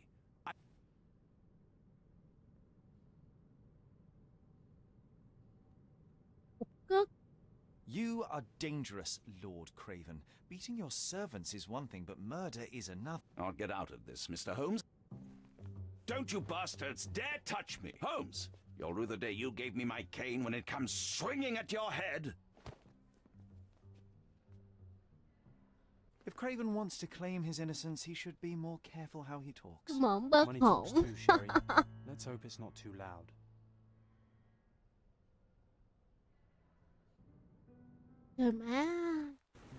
That was too much fun, Sherry. A woman died, John. I was too slow to the truth, too hesitant. Oh, lighten up. Nhìn cũng chill chill đi. Blame those who coveted. With enough money on the Nhưng mà line, Sherlock, khi mà chắc chị ship hai đứa này với nhau á. even murder, and then we get to solve it. I suspect you perhaps cannot grasp the true horrors of mortality, John. Oi, I am aware of my perilous existence, thank you very much. I must admit, even if the outcome of the adventure was imperfect, there was some pleasure to be had in the puzzle. Well, Cordona seems more depraved and decadent than we thought. I bet you'll get another chance. A bet, you say? A figure of speech. Just a figure of speech. Damn. Well, take one last look at the view, and we must be off. It's time to do what we came here for. Khi mà nặng quá không tết chơi. Nào quá. Tao mới tiền. Ở đây của tao nha.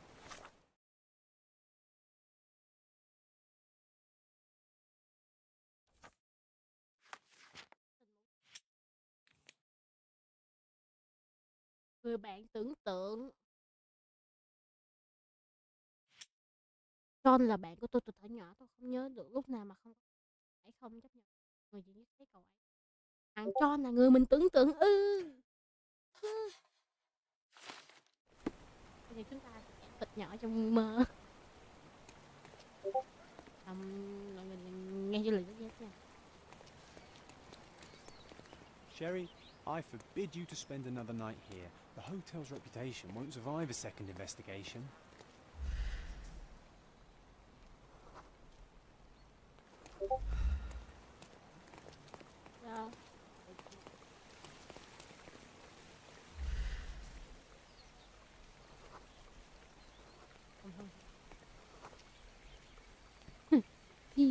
Premier nhạc đấy.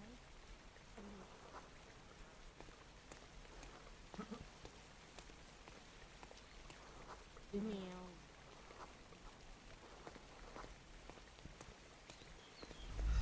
Tình mẫu tử như cái tên thì có thể là sẽ liên quan tới cặp mẹ con.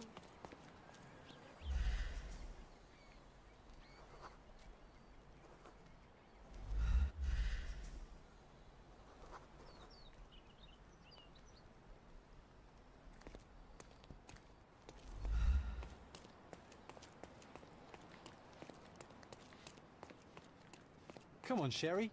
Why walk when we can ride? A free ride for every hotel visitor. Just tell me where to go.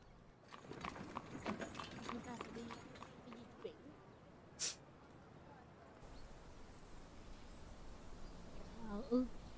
Tình mẫu tử thì chắc là đức mẹ Maria nhỉ. Is everything all right? If you don't feel up to it, I won't tell anyone. It's just a goodbye, John. It won't be difficult. I've already come to terms with my mother's passing. So you really Không, don't thật ra thì remember? thằng này là tưởng What do you tượng của refer? Sherlock Holmes thôi. Funeral. Sherlock, you were distraught. At first, Và I thằng thought John this đem visit gặp would cái dredge up vấn those đề là nó feelings, nhớ but lại it's been ký ức khi mà remarkably mẹ level. chết. John, I think I was too young to understand. Pain is best left forgotten. On the contrary, it's why I'm visiting her grave. To remember her. I thought you wanted to remember, Sherry. Concentrate, and I'm sure it will come back to you.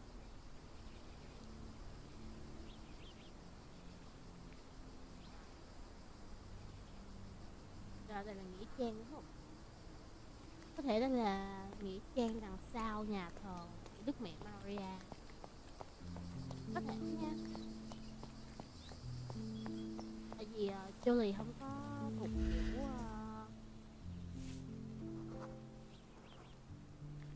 Chouli không có theo đạo, cho nên là Chouli cũng không biết là có bao nhiêu đạo nữa.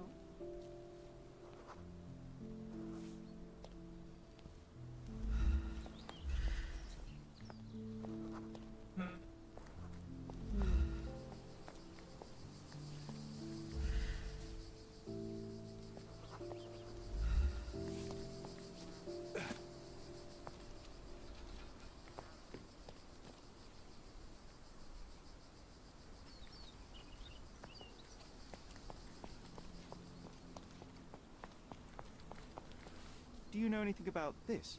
Don't be angry with me, sir, but I don't know. Phần này có phòng ở kia trước, sao ở đây mờ.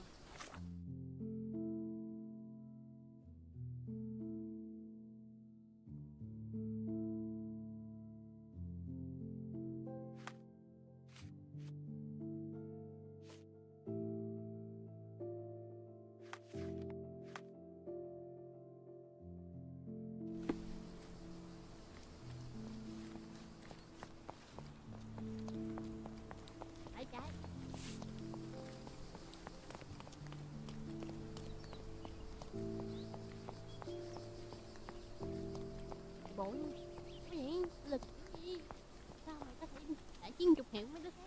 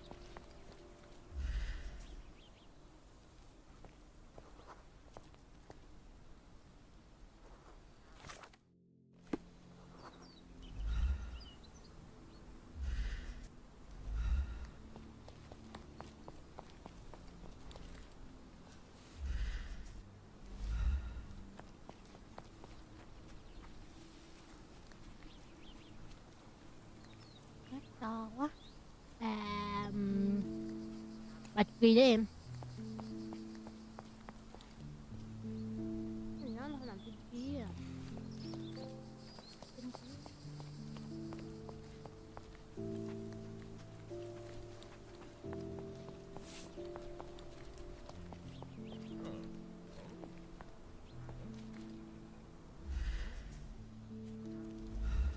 Do you know anything about this?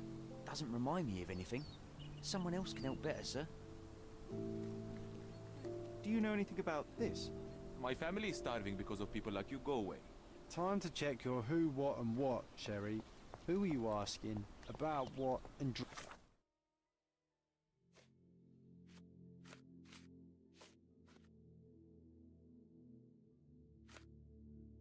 rest is what?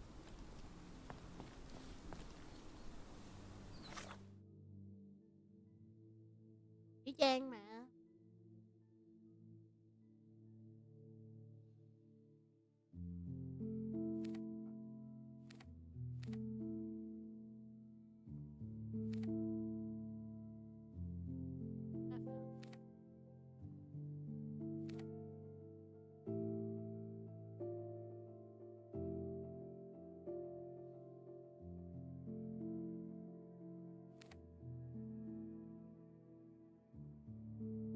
Rất là rộng nha.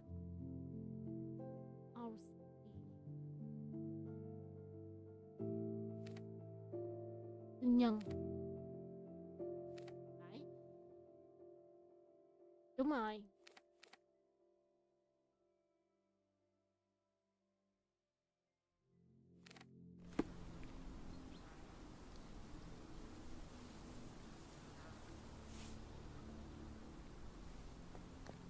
Một kìa, dùng mình chỉ một.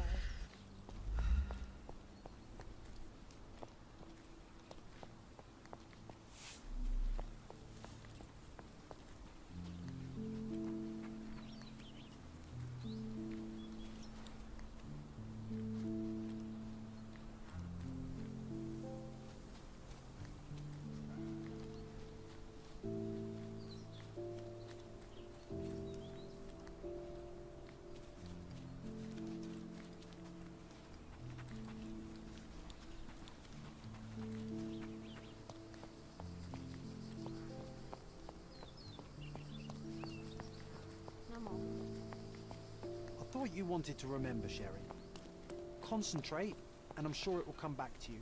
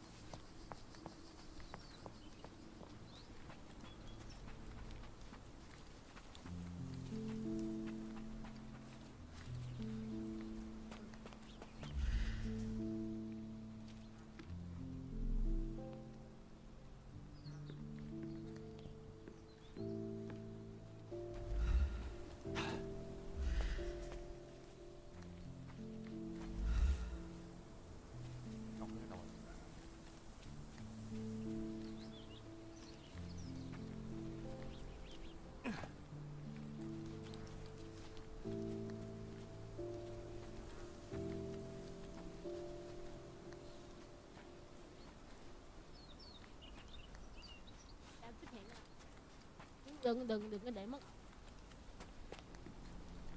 Excuse me, just one question.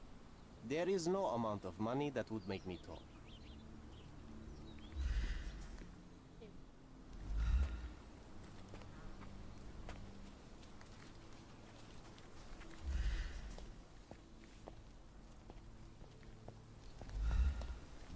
Do you know anything about this?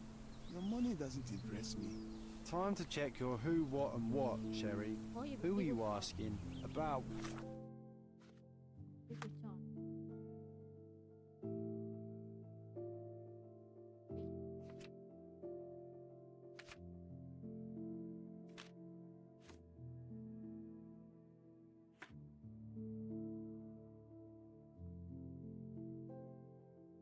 What and dressed as what? Rất là mệt.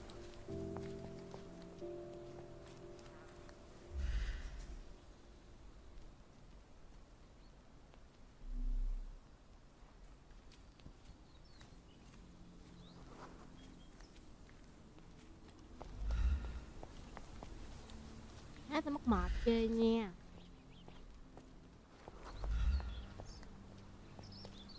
Do you know anything about this?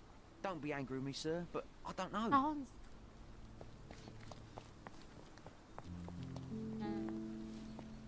Can you satisfy my curiosity? You shouldn't have left your mansion. You won't get any answers from me. This isn't working. You might need a different tack.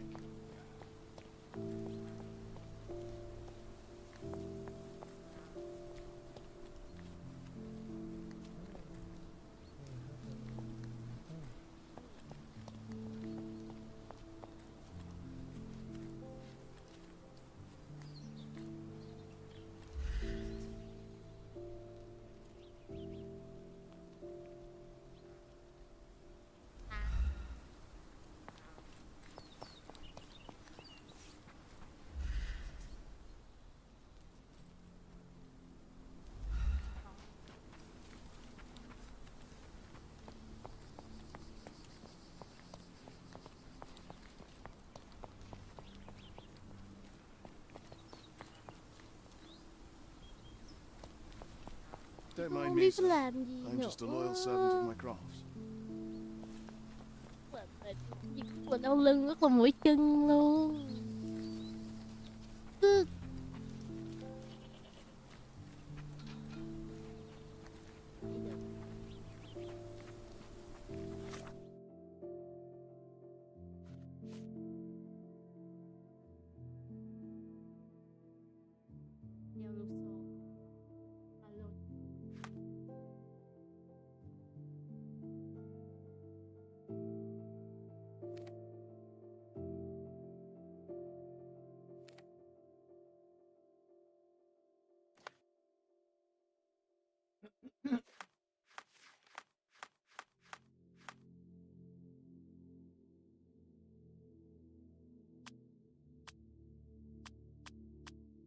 Ooh.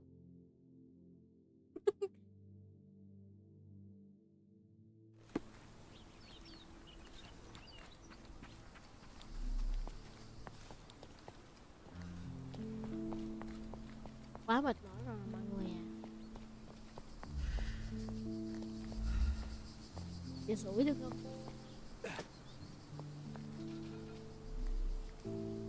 I thought you wanted to remember, Sherry. Concentrate, and I'm sure it will come back to you.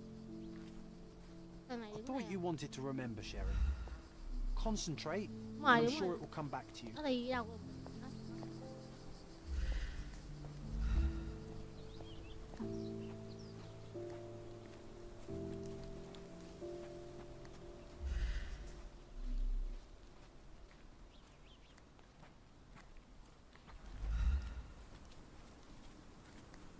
Nó không có cho một anh nói luôn.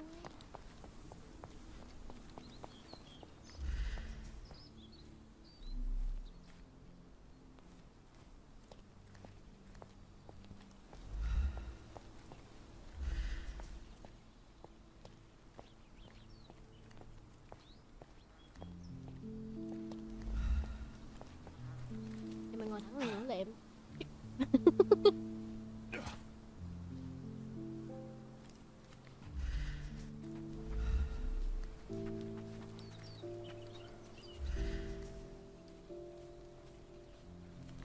Ê, có hoa cúc. Hoa cúc. Còn gì nữa ta?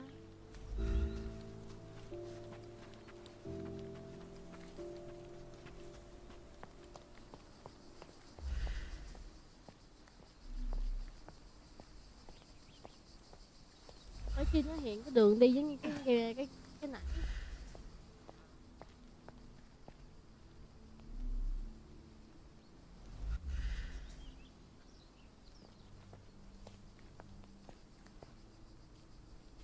I thought you wanted to remember, Sherry.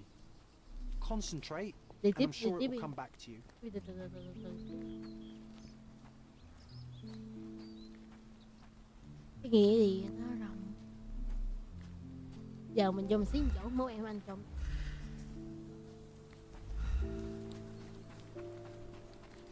Xí một chỗ đi mốt em với anh vô chôn.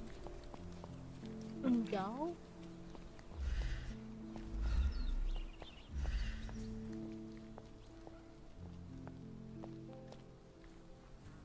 Mà đi mua đồ.